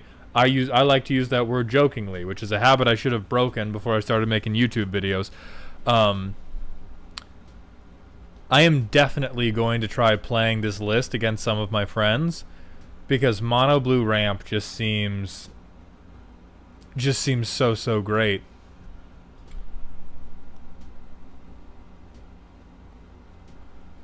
Mono blue ramp, or I kill you with a 2020. Mono blue ramp combo, or you die to an eldritch horror beyond your imagination. Silver, thank you so much for the $2 super chat. How do you submit decks? So the deck roasting is done as a redemption through my Patreon page. It is the $25 and up tier. Look at considering. Alright, we got 7 considering. I just want one because Moonfolk. Yeah, replacing an island is good. Amulet of Vigor, definitely worth it. This is mean as fuck. I think this should be a sideboard card just for when you play against people you don't like. You are going to lose so fucking fast. I don't think, like, for you, this could be tutor a card to field, and this is going to fuck you so hard. But it would be funny. If you wanted a really silly game, you could do that. I think same thing for Gate to the Aether.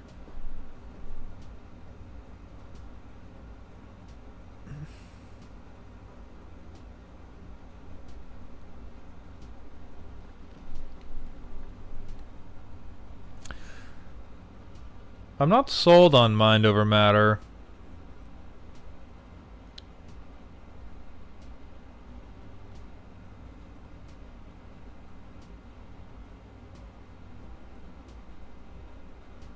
Omniscience. I mean, hey, what deck doesn't need it? So I would definitely say Amulet of Vigor. I would definitely say Overburden. Just because fuck green.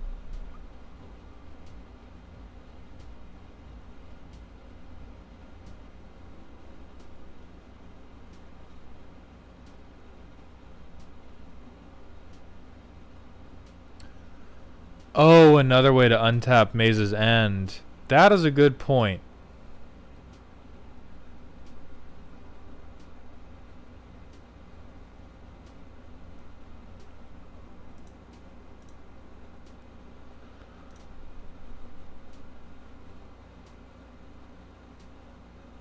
I don't...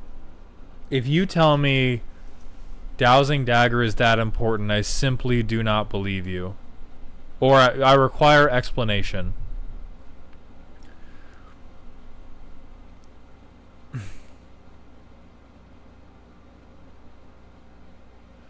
I firmly believe in cutting Network Disruptor.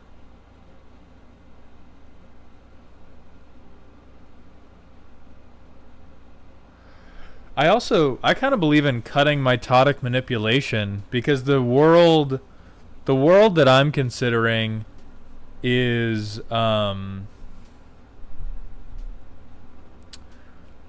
if you haven't gotten advanced knowledge of the top 7 cards of your deck and you check 7 and like you see one of your gates, then doesn't that kind of non-bow you? Because this is check top 7. For you it's check top 7, play an island.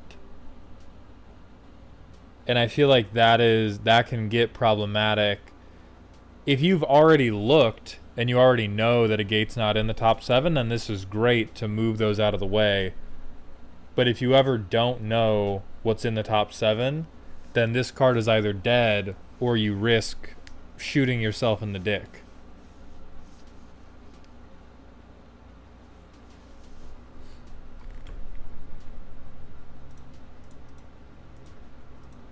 Now again, I have been playing behind the brain curve on this deck the whole time.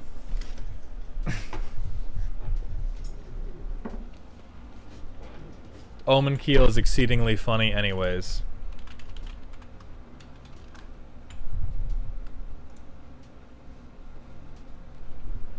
Oh, it's in there as a placeholder for Amulet. Then yeah, I would...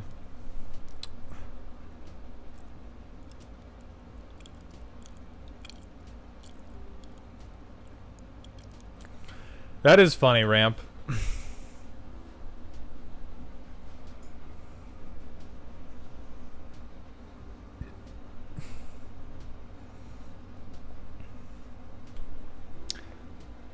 I would do Network Disruptor and Mitotic Manipulation for Amulet of Vigor and Overburden. I would not play either of these two unless you really like dying and you really don't like your own teeth. And Mind Over Matter...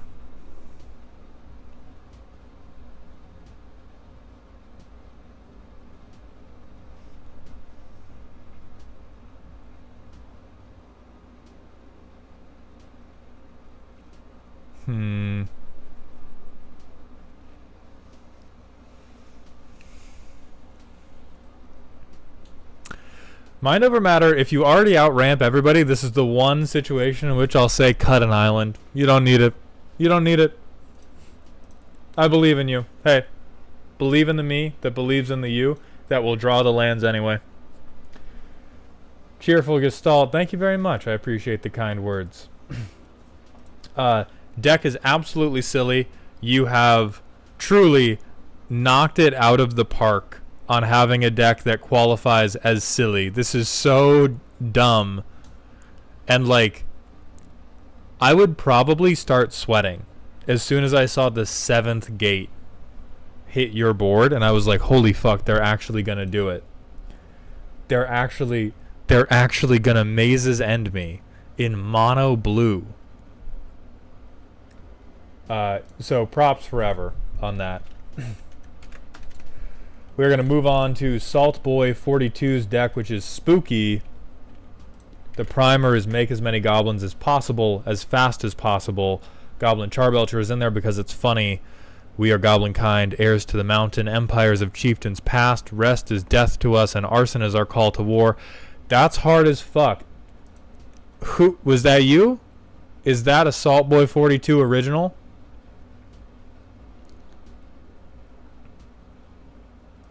Oh, hold on. I'll read Ancestral Knowledge.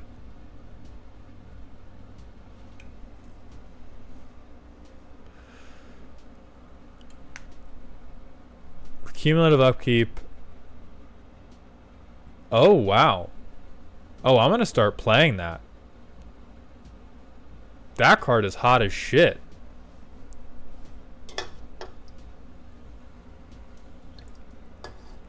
Fix my next 10 draws? You are a genius.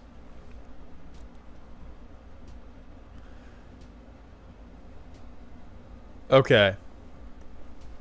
Now I do appreciate them labeling this spooky because in my mind, the floor for a Krenko deck is spooky. I don't think it's possible to create a silly Krenko deck. So let's look at what they're doing. And I will try to, as we follow along, identify their raison d'etre behind each of these cards. Goblin Guide, that's because it's a goblin. Goblin Lackey, that's because it's a goblin. Skirk Prospector, that's because it goes infinite. Conspicuous Snoop, that's because it goes infinite. Goblin Instigator, goblin. Pile Driver, goblin. Recruiter, goblin. Goblin, Goro. Grenzo, goblin. Mog War Marshal, goblin. You get the idea. Okay, so we've got banners. I do like Grenzo. Burn towns get money.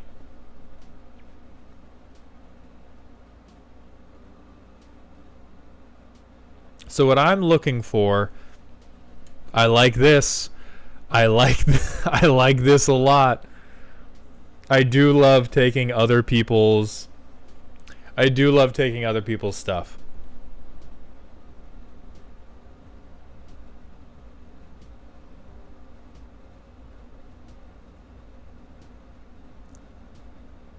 Normal goblin shit, normal goblin shit.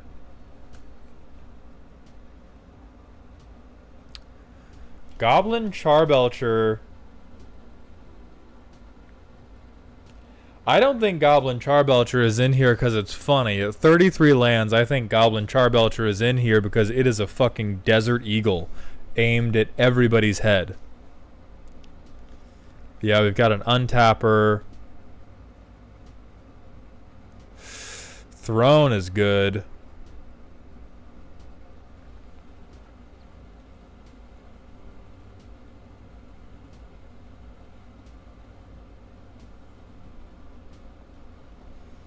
Coat of Arms makes sense. Honestly, if you ever lost the Coat of Arms race with a Krenko deck, they do take your goblin balls at the vet the next time you go.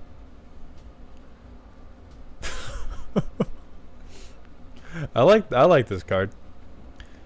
Bitter Reunion, yeah, haste makes sense. Bombardment makes sense. Tremors makes sense. Shenanigans does as well.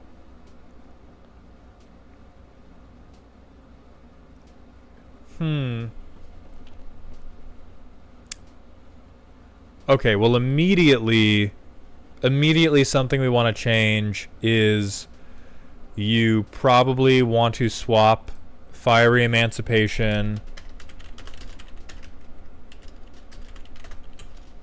for City on Fire, just because it has Convoke, and so you can potentially play this for nearly free. The other... I think someone in chat got this. Oh, I'm weak, you see. Yes, you do want Rings of Bright Hearth to recopy Krenko's ability.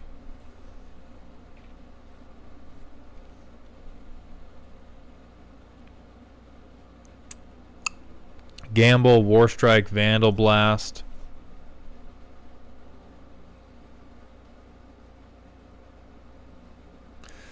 Light Up the Stage is interesting. I'm trying to imagine what you would want to...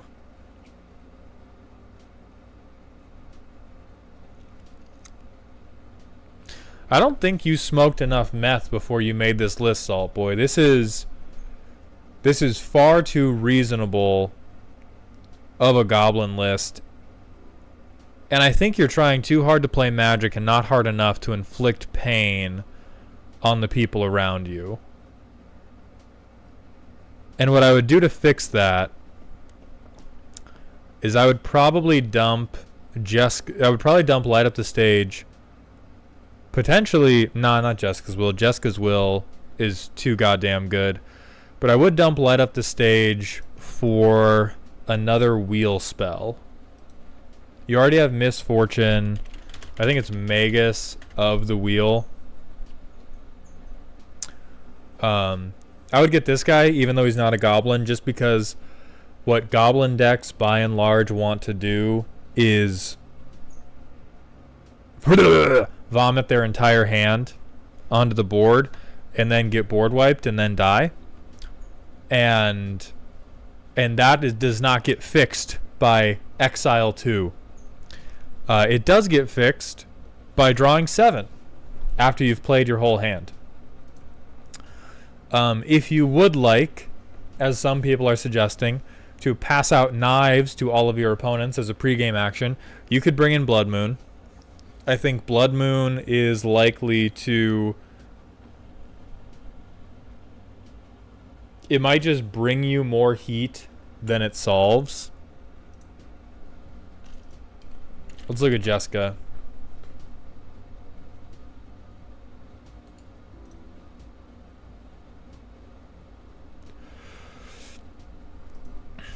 No, I don't think this is worth it for them. Mainly because Krenko isn't dealing the damage.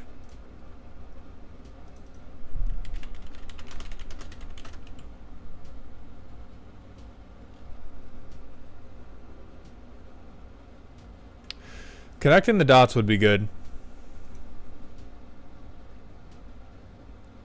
And what do we drop for connecting the dots?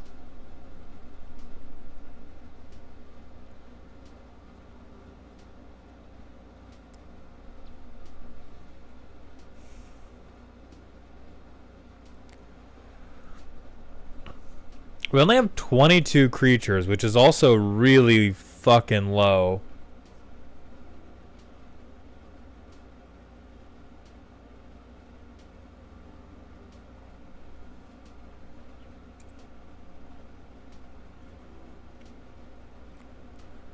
Drop a land. Yeah, we can go down to 32. Who gives a fuck? I would say probably like one of these two. Or Vandal Blast. Don't be a pussy. Let them have their artifacts. Just kill them. Player removal. You don't need Vandal Blast.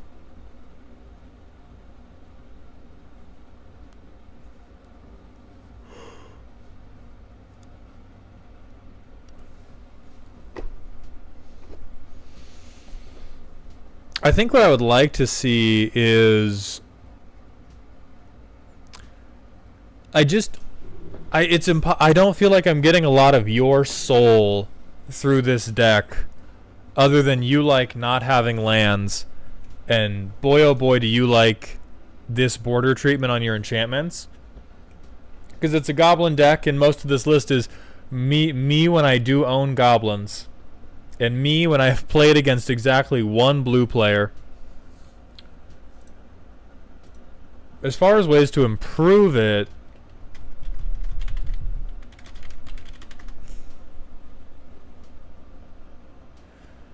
definitely Goblin Offensive.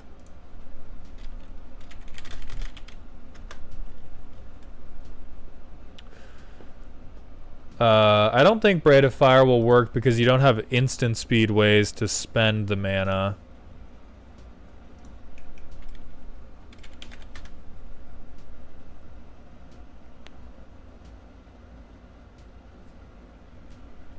You don't have enough goblins for this guy to pop off.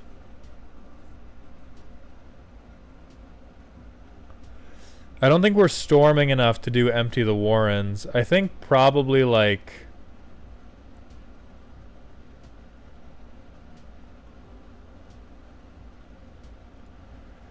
Probably drop Commander's Sphere for Connect the Dots.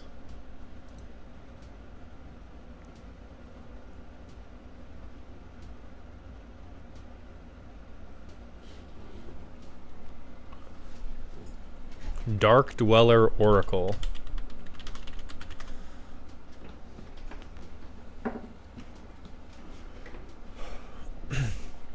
That could be useful.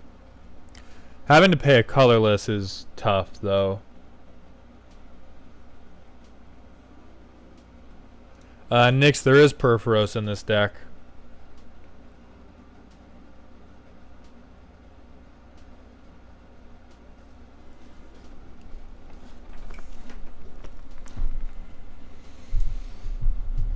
I would also say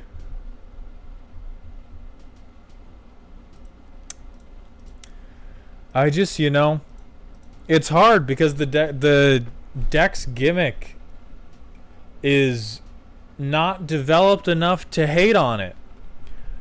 I mean, you are a relentless bastard for playing Krenko, and you are an even more relentless bastard for not playing the other Krenkos. But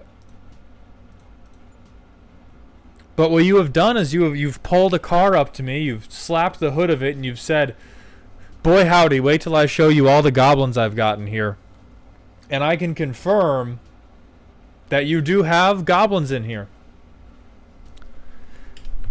If you do want people to hate you, add Dockside, for sure. You do have a lot of good copiers in here. That's probably like where you have best covered your bases, is in the untapping and copying of Krenko. Although I would get Rings of Brighthearth in here. Like you're not even getting swifty with your lands.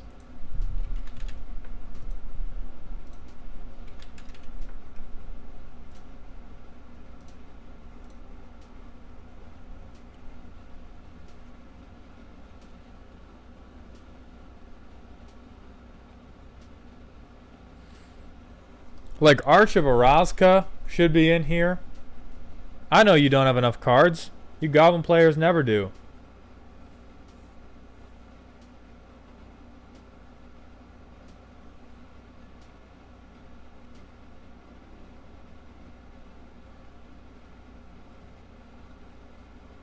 Blighted Gorge? What else are you gonna do with your mana?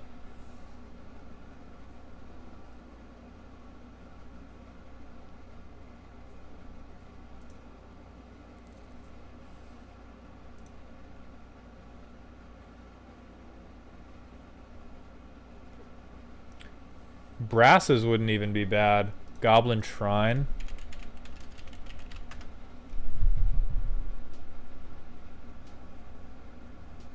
Absolutely not. No, no, no, no. Don't listen to that.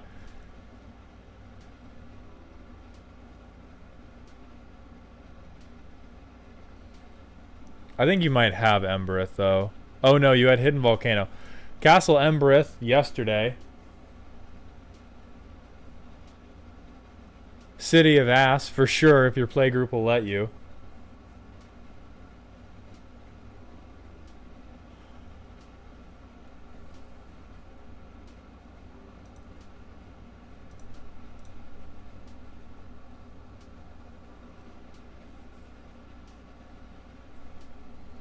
It's so good. I mean, it is a banner.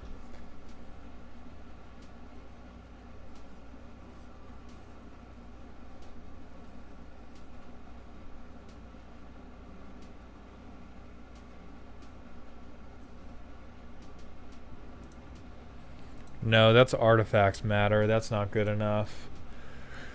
There's... I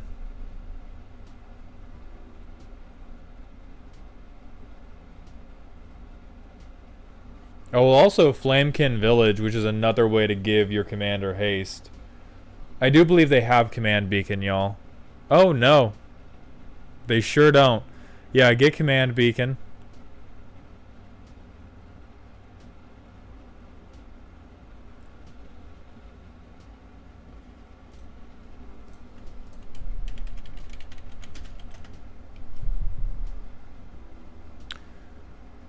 Vanquisher's Banner might even... No. You need Vanquisher's Banner. You're in all goblins. You probably do need more goblins.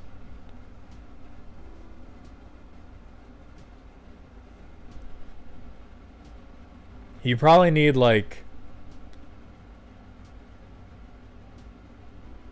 Because 21 goblins, you are lacking more than a little bit.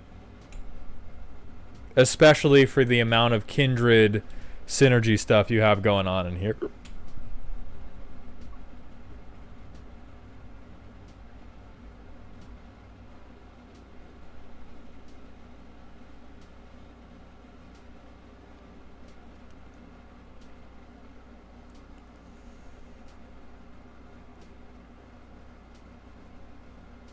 Like I would cut a few of the things that pay off when the deck is really going off, and I would replace them with things that are going to guarantee the deck does go off.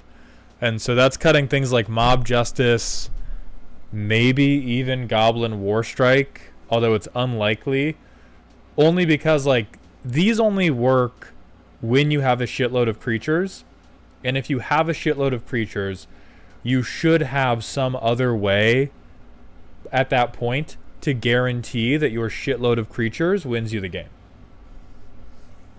No, Sizzle, they don't, and you should have Den of the Bugbear as well. But first and foremost, I need a little sizzle. I need a little like true Salt Boy energy in this deck list, because right now the Salt Boy energy is not enough goblins in my goblin deck. It is only a fifth. Only 1/5 of my goblin deck is goblins.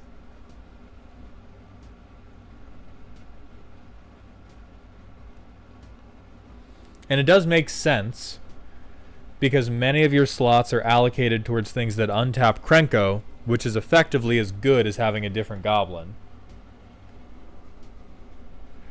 I don't think we need Blood Moon. You could certainly put it in. You could certainly put Blood Moon in if you want to be mean. It will draw a lot of hate. And so I think that decision is on you. From here, we're going to move on to Gummer 44's Spooky deck. This deck does not have interaction. That is a scary line to me. This deck is to kill people with repeatable token makers and double strike. This is the next iteration of my Eowyn deck from the first roasting.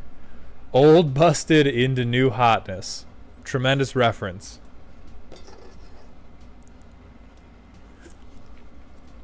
Okay, attacking tokens have double strike.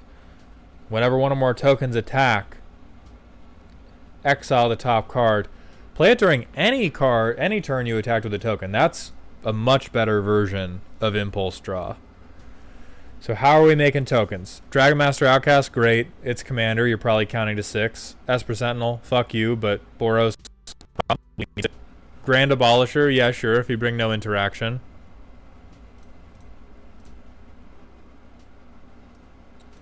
How do I superimpose the sentence, I do not have interaction, over Path to Exile?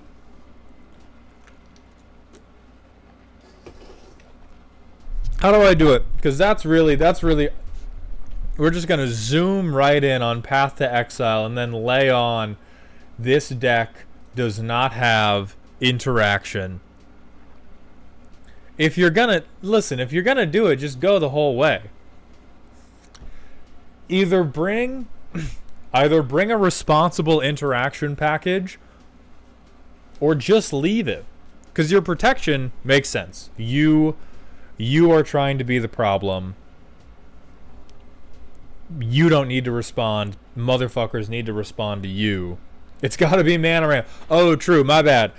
Gummer, I did not recognize your game.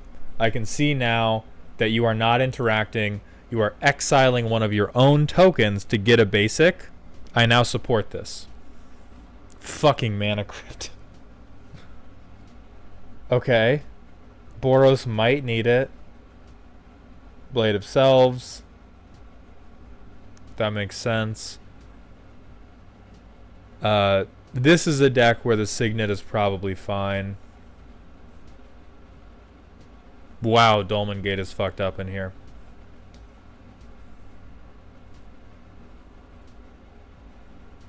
Yeah, these all... Okay, your artifacts all make sense. Oh god, Anim Pakal.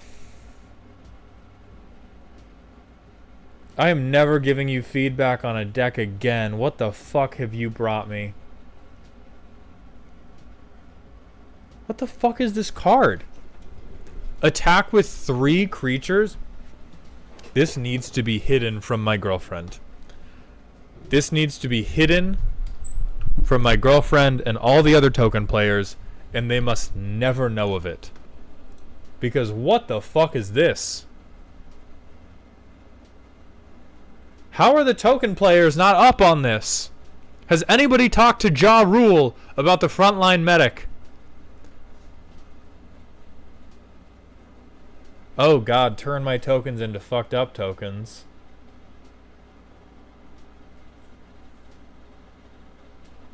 Yeah, no, we're scrubbing this stream from the internet. Nobody can know about this card.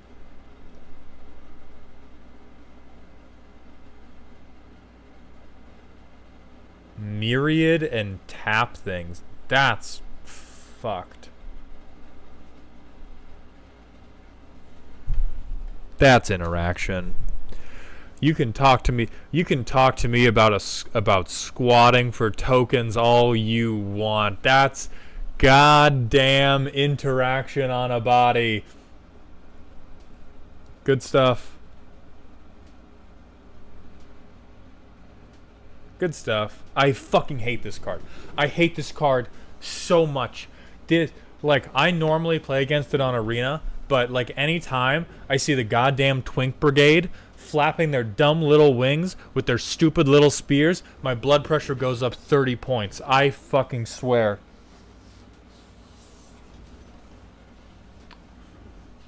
Four flying myriad for 4 mana would kill a pilgrim. Okay, this is the example of everything that has ever gone wrong with Magic.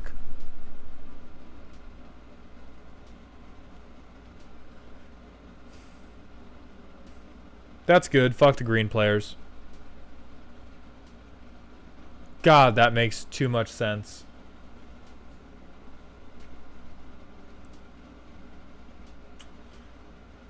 Yeah, this does make sense for ramp.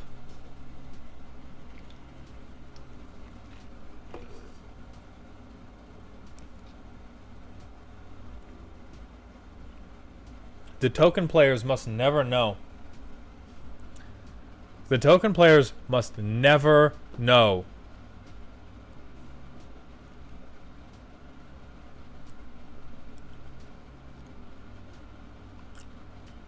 Osari's very strong, yeah. Aurelia is very strong.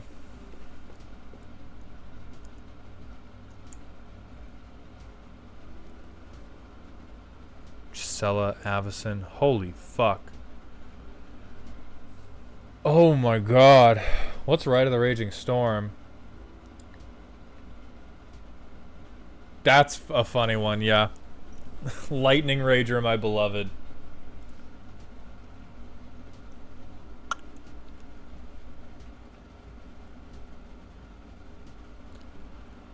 I mean, this deck feels scary to me. Maybe it just does. Maybe it just plays a little slow. Let's see. So we'll no mulligans because we're not cowards. We'll Path of Ancestry.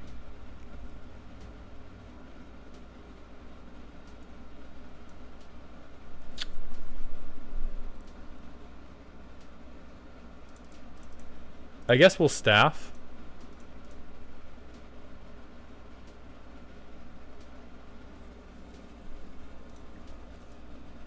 Just to do it, and then go to our next turn.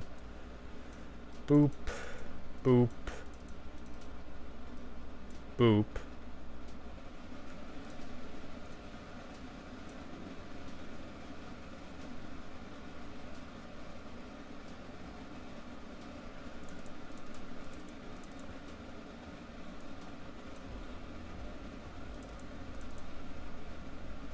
So then leave a red open. Swing with the token. We'd exile this. The land, and then next turn. So we can't play our Duke yet.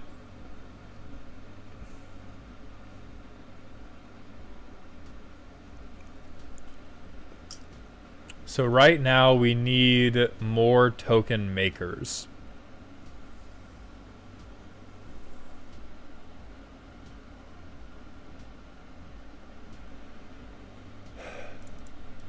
So I guess we do that. We'd swing it. We would make 3. We would get a counter on this. We would exile something else. We would be able to play this. Then we'd go to next turn. Now we're to 6.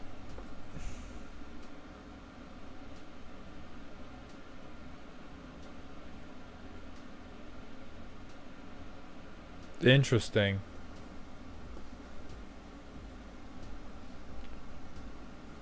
So I think we do actually need a few more, or at least that playtest makes me feel like it doesn't have quite as many ways. Oh, well, this one is just bullshit. No, we're going to draw the land. Oh. Yeah.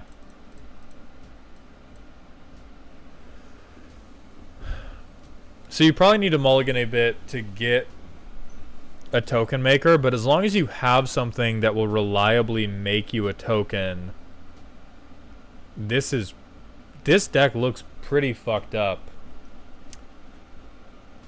If you did want improvements, I would say probably, let's see, are you making soldiers?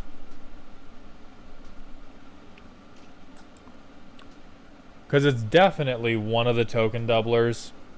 You know, either Mondrak, Myril. Well, Myril's not a doubler, but another token maker. Myril would probably be good for you. A redundancy on your Grand Abolisher effect. And then how many soldiers do we have? We have 8 soldiers, so you might even start above 1. And I would cut Powder Ganger, because that motherfucker is interaction, and you told me there was none. I would stand on that shit.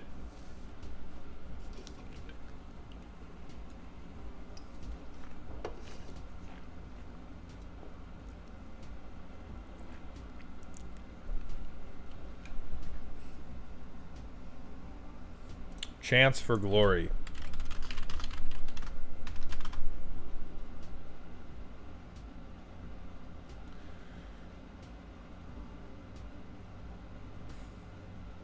Yeah, that would be cute.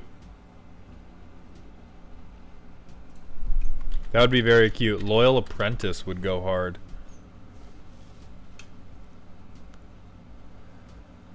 Oh yeah, Loyal Apprentice would be pretty good.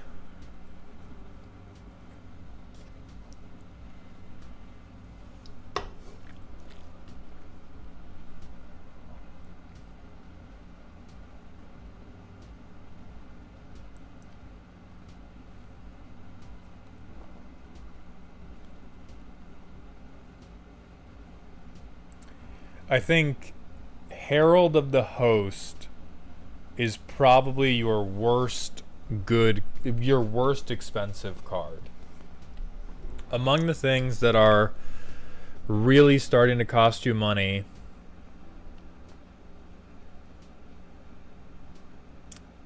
I think that Herald of the Host, like a 4/4 that makes transient 4/4s, is worse than everything else you're doing at 5 mana.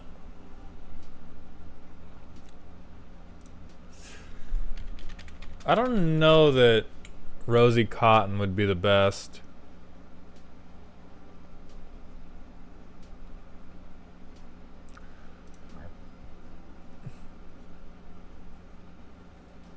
My only misgiving about Rosy Cotton is that the playtest we just did, the main problem was that we did not have ways to make enough tokens. But it is certainly better than Path to Exile.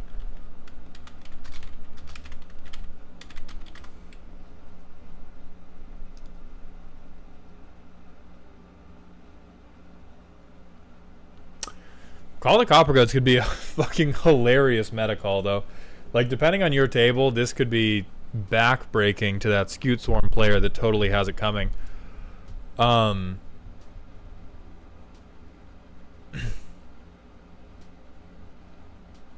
really like this deck, though. I think you have made a very coherent and very violent Boros list, and you have avoided not all staples, right? We do still have Smothering Tithe, we have Esper Sentinel, we have Anointed Procession. But you have picked a lot of things that are different than every Boros aggro token deck ever. And I do appreciate that. I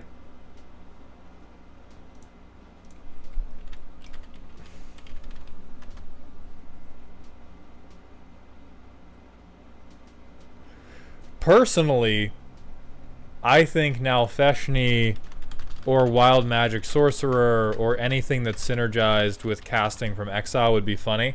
It might power down the deck too much because it certainly would not be the best thing you can do.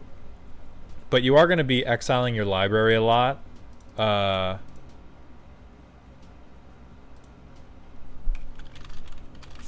don't think you're doing enough exile for a War Doctor.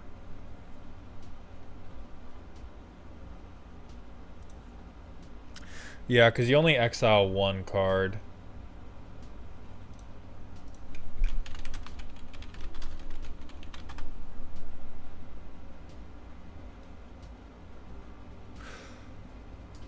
Oh my god, yeah.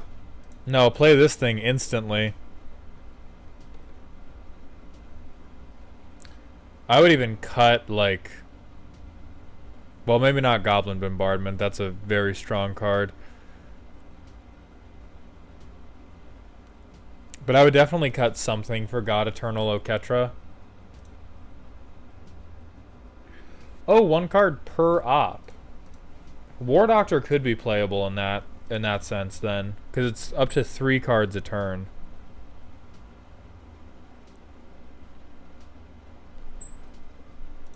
So I would look for space for Oketra too, but tremendous deck. I would hate it because it would fucking just kill me so fast and I would seethe about it. But this is good. You have a gimmick. You are doing that gimmick. You are playing Mana Crypt like an absolute bastard. But, you know, we all do it sometimes. I do think this is spooky. I think you have made a spooky deck. I ask you to honor your oath and cut the interaction because you said there was none. Does Nayali work with Myriad?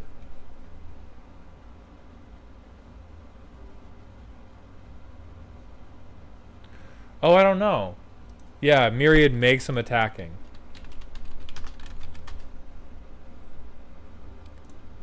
Well, it says attacking tokens have double strike and they come in attacking.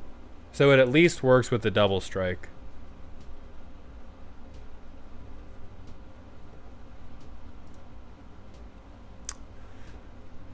Glimmer Lens would be good.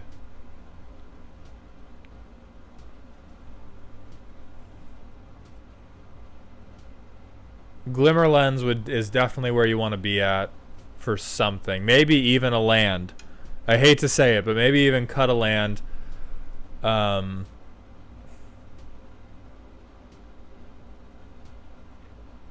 Dragon Cultist. This is... You've made a lot of deep cuts that look like they really pay off. I think Dragon Cultist is like, if this is triggering, you were already gonna be winning the game.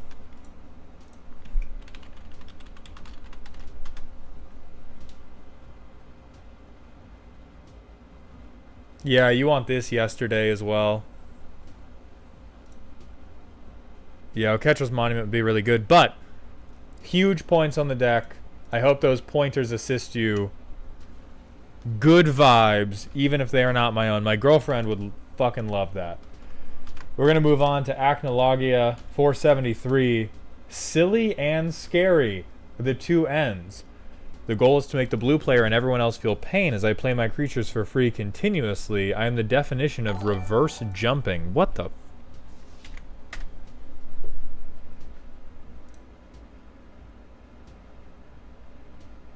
They not like us. What a goddamn opener.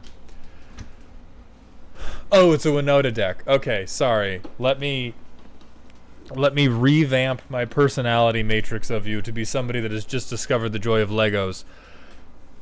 The commander empowers the strategy and are safe to play in any scenario. The strategy is to get 2 of the designated creature types and benefit from both. No changeling. God bless. 2 words. Fuck Niv Mizzet. Stay mad. More often than not, I'm killing 1 or 2 players before most cast Great Henge. That just leaves Mardu. We boxing. Oh, it's not Winota. Tana and Timna. So everything but blue.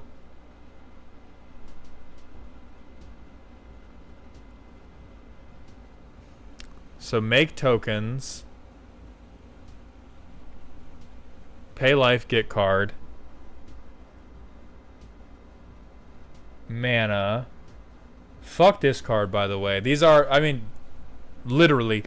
But was Disciple of Bolas not good enough? Green needed to get Disciple of Bolas on a land.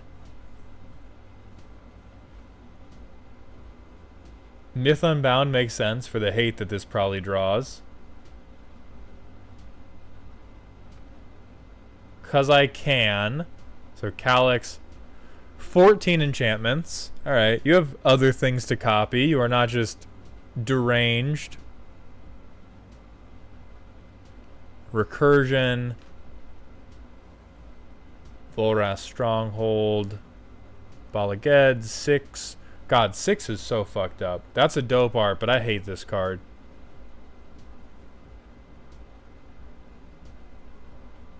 The Goons. By the way, everybody, if you're watching this stream, you are now part of the Gooning Reclamation Committee. We seek to reclaim the definition of goon, and it now means acting in a way that is in adherence with or pursuant to the goals and behaviors of our Lord and Savior, Henzi Toolbox Tori. Also, Jasta125, thank you for the 4 months in a row with that Prime sub. I appreciate those Bezos bucks. We need to construct additional goon lawns. Fuck Niv Mizzet. Respect. Honestly, yeah, we're cheating. We're cheating at Magic. You deserve to do this to us. Multi-source Magic. Oh shit, $1,200. We got the good lands. We got the good lands.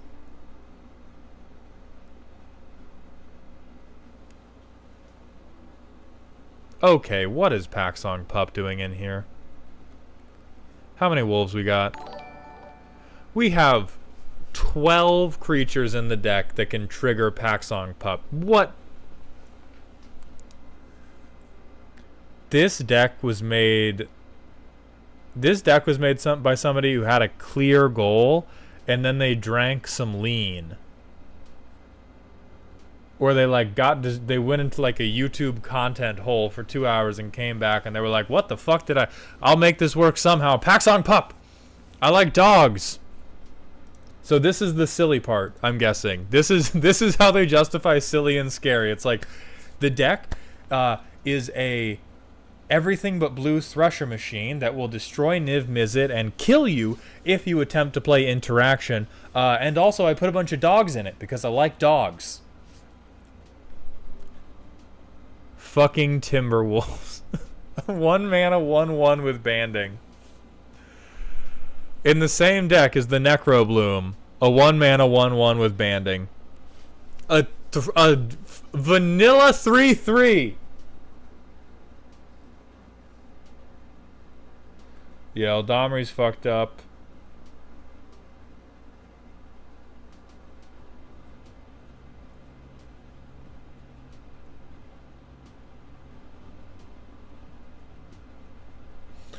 Shalai Halar definitely fucked up. Tolsmir.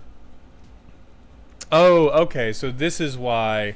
So we put in Voja, and then we were looking for wolves to help Voja, and then we went fuck it Timberwolves, fuck it Paxong Pup. Now, all right. Now I'm with you. The squad.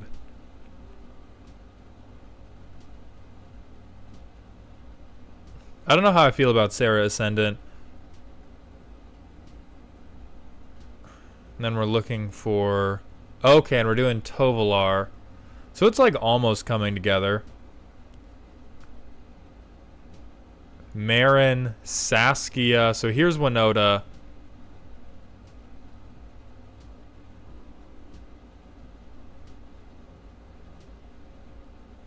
Is it a combo at 6 cards? You will have to ask somebody else.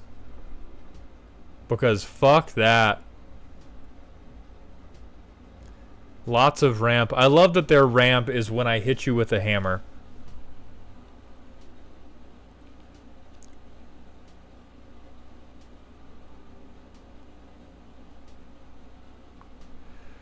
What in the Schrodinger's deck is this? Alright, so I am a mess of emotions right now. The overarching thing that is screaming in my head is we gotta pick silly or scary. This is an even more advanced version of... I can just see so many worlds where it fully fails to function. We just get the wolves in the wrong order. We don't get... Because this is Secret Commander. This is Winota Secret Commander.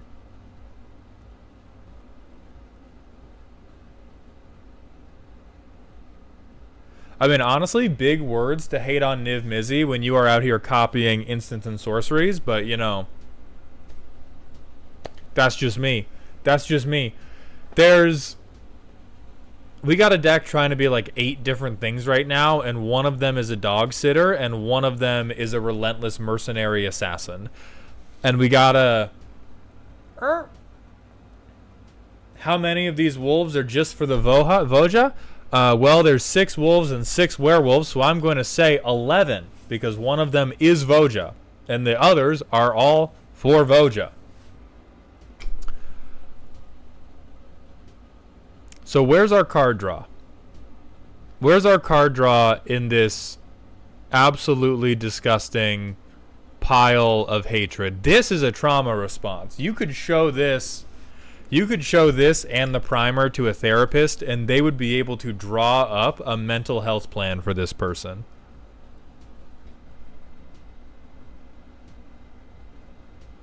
Okay. First and foremost, if we are going to... Okay, pay life. So here's all our draw.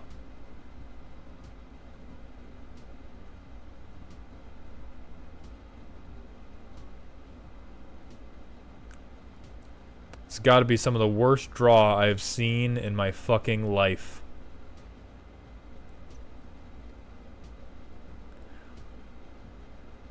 No to all of it. So here's the thing.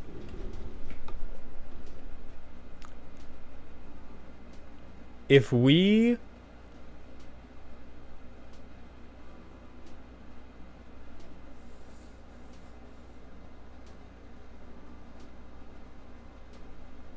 I think if you want to have a secret commander deck, you almost certainly want to have some tutors. Like, pick silly or pick scary, because you have made a jumpstart deck. You have taken a highly aggressive Winota secret commander deck, and you've taken half of that deck and you've shuffled that half with half of somebody's Wolf Kindred Voja deck, and you have called it a good day. Because if you're going to depart from Boros, if you're going to depart from the Winota deck because you want to get green and black, presumably you want to do it because it gives you access to recursion and because it gives you access to tutors. Right, all of the really good creature tutors are going to be in green and black, and not in Boros.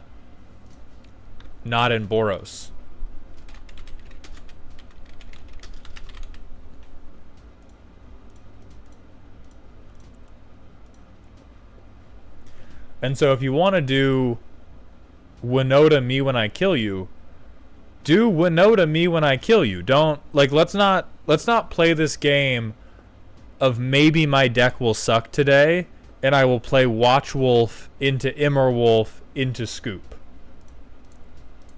I don't think it's good for you or for anybody associated with it.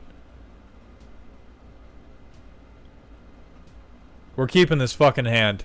I'm making a point right now. Triome, pass. Tapland, pass.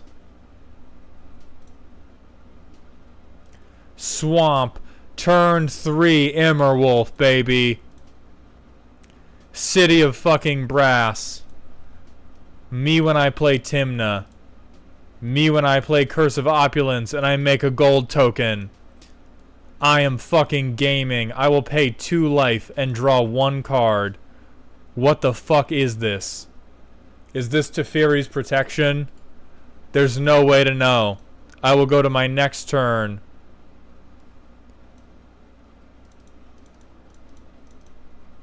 I will play my other commander, which does nothing for me now. I will pay 2 life and draw another fucking land. I will play Karvak and then sit here with my dick in my hands.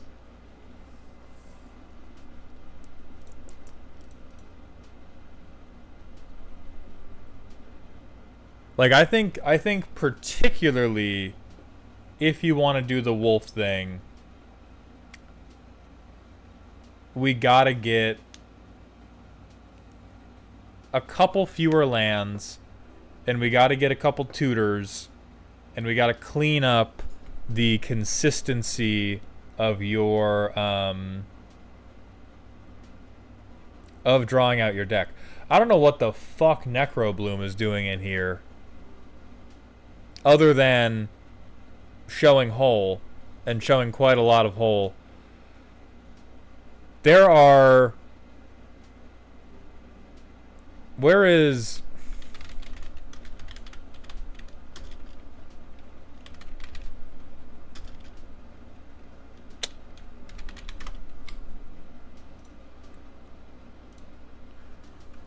This is the deck right now.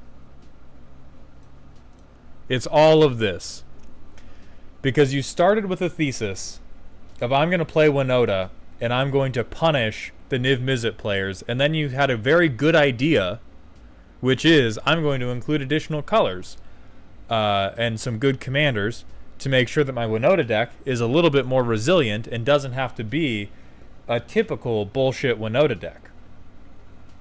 And you are currently trying to straddle the line. You're both trying to straddle the line of silly and scary, and you have all these cards that are these like 4th degree connections of combos. Like you have Immerwolf, which is a useless card, or well, not totally useless. You have Watchwolf, which is a fully useless card that you only have in here because you have Voja, and I assume you only have Voja in here because you have Winota, and because Winota's bullshit. And I'm assuming like you only have Necrobloom in here because you want to get non-humans, but you already have a bunch. And like the other half of Necrobloom, you only want to do if you draw your recursion. And so there's all these things that like not only synergize really heavily with things that aren't in your command zone, which make them inconsistent.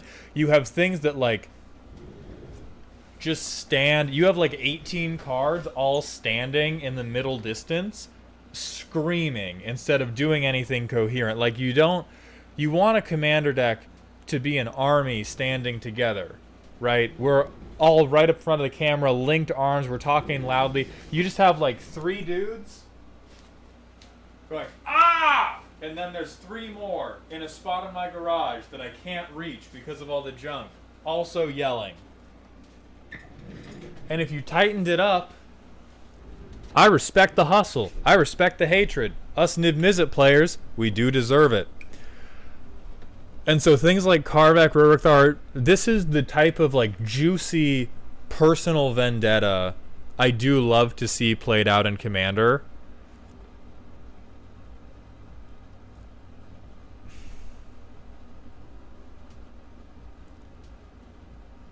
Uncivil Unrest, you got me fucked up.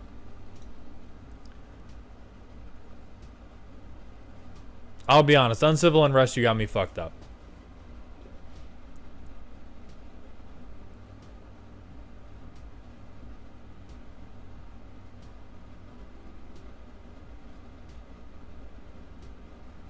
Necrobloom works with one of the commanders.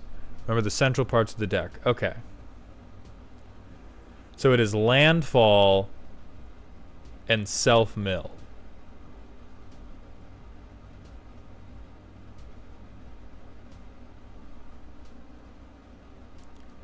I fully do not understand what these two have to do with Landfall and Self-Mill. Because we have combat damage payoffs on both sides of these commanders. Neither of our commanders touch our graveyard. We have other things in the deck that touch our graveyard, but that is exactly what I'm talking about, where you're bringing in these second and third degree synergies that are going to be inconsistent. And we currently have a deck where if it draws exactly what it wants to, or close to what it wants to, I am sure that it's phenomenal. I am 100% in belief that when this deck pops off, it pops hard. And I also believe that we have a ton of gears that are shaped differently and sometimes just fucking bump against each other and don't do anything. And I don't want that. I don't want that for you. I don't want that for the people that you play against. And so, if I am missing where Necrobloom fits in with these two, let me know, because I am stupid and I cannot read. But to my reading, Necrobloom is not making our opponents lose life. Neither of our commanders care about having a full graveyard. Neither of our commanders particularly care about making... Oh, because they both make saplings. No, you're right. Holy shit, you got... Fuck. Shit ass. And, honestly, another thing I missed. If we look at Necrobloom, showing hole, right behind Tana, I think we need to zoom in. That Saproling is also kind of showing hole. So I am wrong there. You cannot cut this. We've got the hole showing synergy. But overall, I think this I think the wolf thing is like, if you want it to be a silly deck, lean into the wolf thing, right? Why not? If you want it to be a scary deck, boy howdy, do we got to get rid of some of these wolves. Boy howdy, do we got to get rid of some of these wolves. We got to get rid of Tarnished Citadel.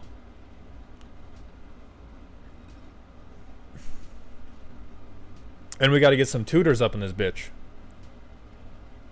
We got to get some real tutors instead of Watchwolf. And then you'll be good. Then you'll be a maniac and nobody will be able to stop you. But you got to pick one. We are going to move on to the final deck of the night, which is Bah, who has made a spooky deck. And the primer is long. Mr. Worf, villains who twirl their mustaches are easy to spot. Those who clothe themselves in good deeds are well camouflaged. John has received a bad reputation over the years of giving away the worst creatures you can imagine. In a brilliant PR move, instead, we are giving away PED-enhanced ghost creatures with knives. Good sentence. This will help facilitate our friends beating the hell out of each other, as well as keep our card draw flowing. Since we're giving everything away and will be open most of the time, we have some deterrents we can put in place to go along with our political promises of future gifts. Then once we have a massive grip of cardboard, we can reveal our master plan and unleash a new plague, giving everyone 10 poison often in just 1 or 2 turns. Okay. Definitely spooky. If our opponents instead end up beating each other to death and we get down to 1v1, we have some methods of undoing our generosity as well as finishing off a weakened enemy. We get a lot of value with spells that do multiple things at once and equipment that helps us when our opponents attack. I am down with your premise. I am so down with your premise. 35 lands, good boy. Chicanery. Oh, so for anybody that doesn't know John, you give an opponent a creature, give it counters, and goad it. And then whenever one of those creatures you've given away attacks, you draw a card. Karma, you have not missed your roast, but you are tomorrow, not today. Whenever a creature you don't control dies, return it to the battlefield. Oh my god, Grave Betrayal. Yeah, this is based. I'm already sold. Contagion class, I hate you, but whatever. You already sold me with the chicanery, and so now you're gonna be spending the money you earned with Proliferate. So this is to win with the poison counter thing. Abyssal fucking Persecutor. Alright.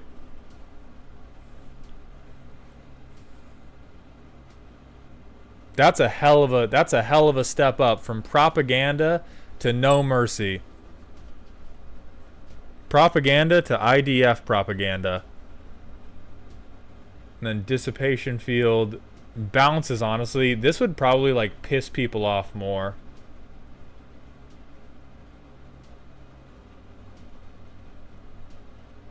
Alright, and then we've got Shapeshifters.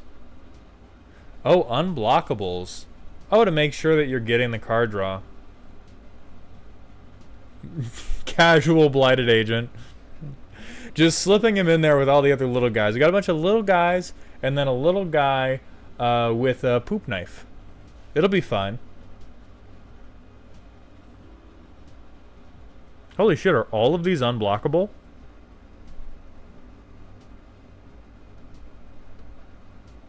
Riddle of Steel. That's a hard-ass tag name.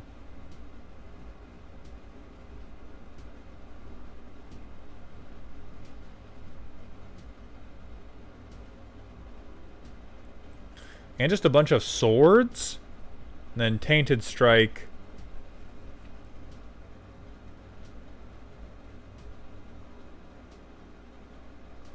The Cyclonic Rift hurts me, but I fucking love this deck. This is like... This is both the fairest and the rudest John Arenicus deck I've ever seen. Because it's just like, oh no, don't mind me. I just want to make sure that I draw cards. And I'm just gonna move the game along, right? I just want the game state to advance via the reduction of life totals. Like every other John deck I've seen is always on some like, I'm gonna give you something that demands that you immediately kill it, or you're like you have a bike lock on you, right? They gift you something that just totally fucking cripples your ability to play the game, because it's always either been that or it's too good to give it away. But we're giving away what, 3/3s? We're giving away unblockable 3/3s. We're just moving. We're moving the chains, baby. And Owl Knight, very good catch. You can put a sword on, give them, and I think their primer called this out too. Yeah, PED ghost creatures with knives, which I'm presuming are these swords.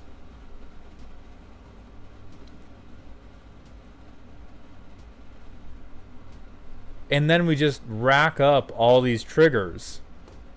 And like, oh no, you killed my guy. What am I going to do? Play another 1/1? I gotta playtest this.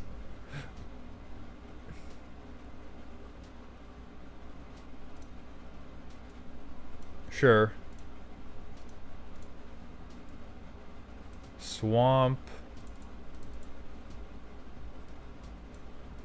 We'll do Sig.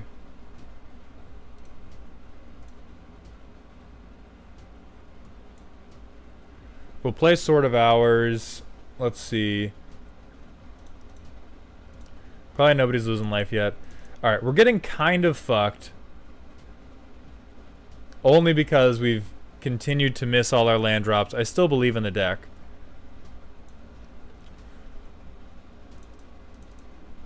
Alright, so this turn we could swing Sig again, then we would get to 3, and then we would draw 7 on end step.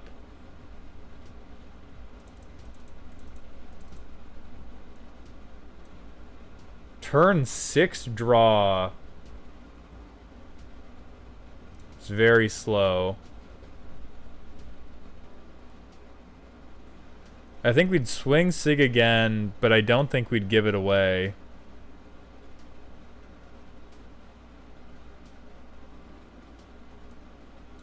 Fuck Propaganda, fuck Contagion Engine. So now we do want to start giving away our shitty permanents. Put down Vedalken Infiltrator, kick this once. Swing again, draw a card, give away Vedalken Infiltrator, draw a card at some point on the way to the next turn. We are really not getting our land drops. So that's over there.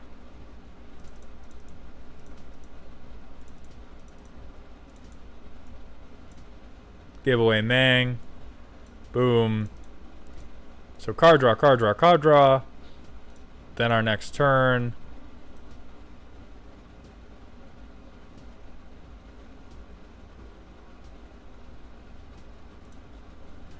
Yeah, Spellbreaker, I am.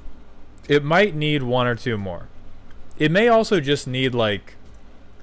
You might actually have to mulligan with this deck, which is always tough, but you know. Also, Melinja, thank you very much for the Prime sub. I'm sorry about missing that. I appreciate those Bezos bucks, my friend. Welcome to the dog home. Cobalt Bow, yeah, if you have a Brawl deck, I'll roast that too. Literally whatever you want. I'll roast 60 card decks. It's your $25. I'm going to do whatever the fuck you tell me. I'll draw the out. I'm going to draw the land here. What did I say? That's why I'm the best. That's why I'm the GOAT and they pay me the big bucks.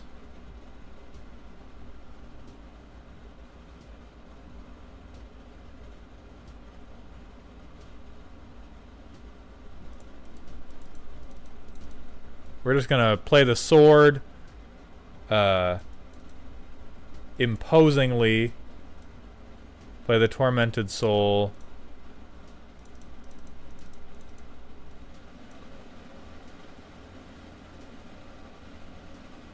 I think we'll just give this away for the card draw.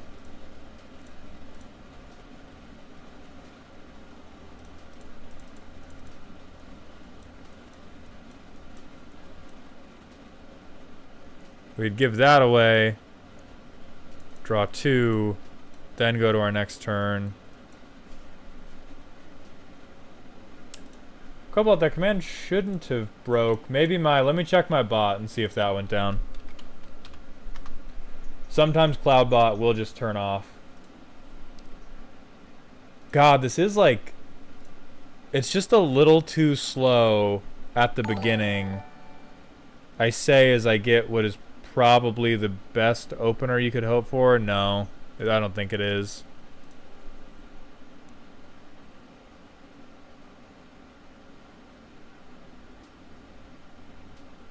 I mean, I think this one works to start playing Magic.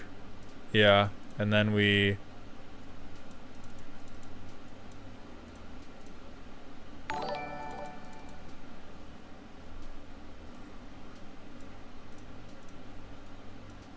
Alright, so turn 4 we John, and then we draw a card, and then we next turn. Then we do the same thing again. Draw 2, go to our next turn.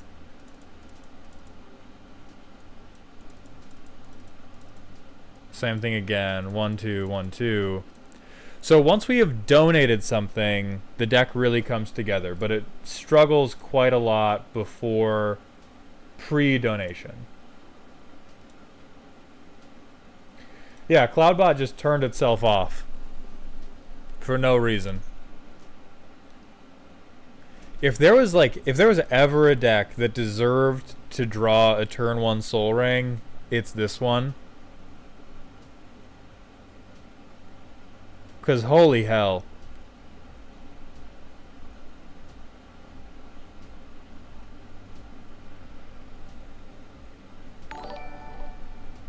Platinum Frog 13, thank you for the Prime sub, my friend. Welcome to the dog home. I appreciate those Bezos bucks very much.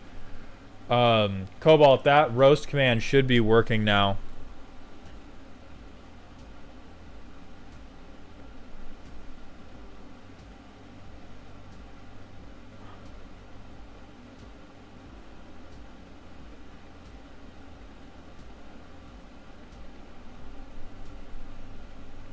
This is awesome. I may... The lack of card draw does hurt, though. Twice in the playtesting.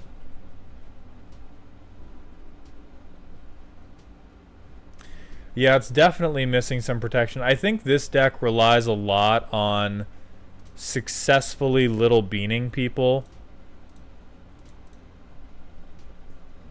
Because you have to convince everybody that you are, in fact, not doing crime and can be trusted inside the Denny's.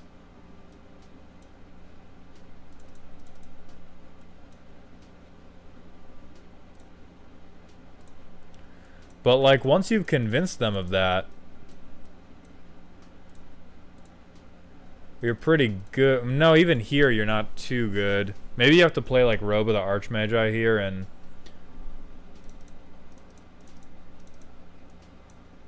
just fucking pray to God we hit somebody. Yeah, and then off draw 3. So it does take a little... It does take a little too long to cook, but once... I love the recipe. I don't know if it cooks consistently enough.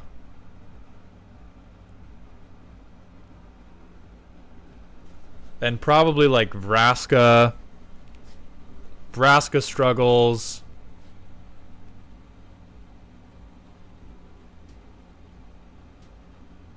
You do need the little guys.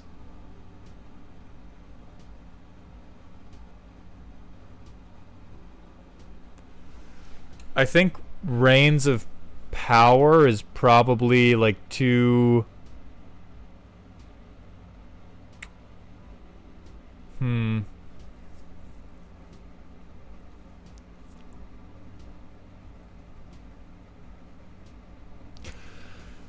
The answer may just be to shave one or two things off of each category, because I can see why all of the categories are important, and also you definitely do not have enough card draw. That's true. Reigns is... I do like Reigns.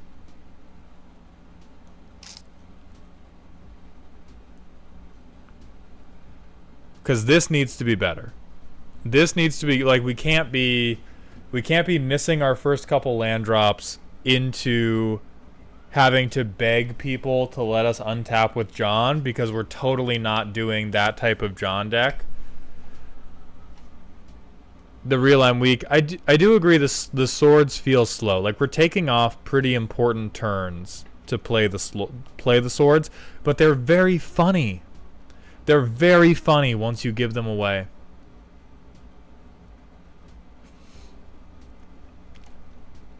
I think Dream Thief's bandana is also like kookier than it is actually good. So if you want to stay silly, you know, do Dream Thieves.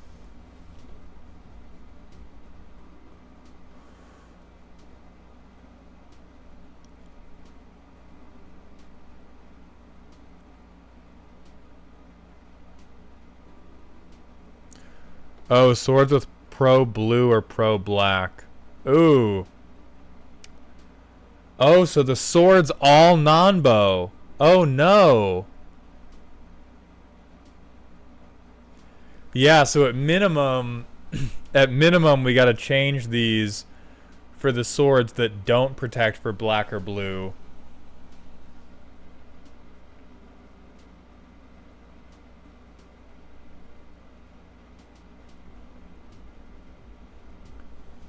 Yeah, so probably either switch the swords or equip them to John. Hearth and Home and Forge and Frontier.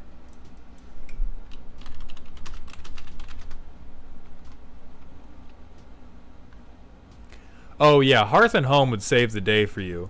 Being able to search for a basic land would be so fucking huge for you.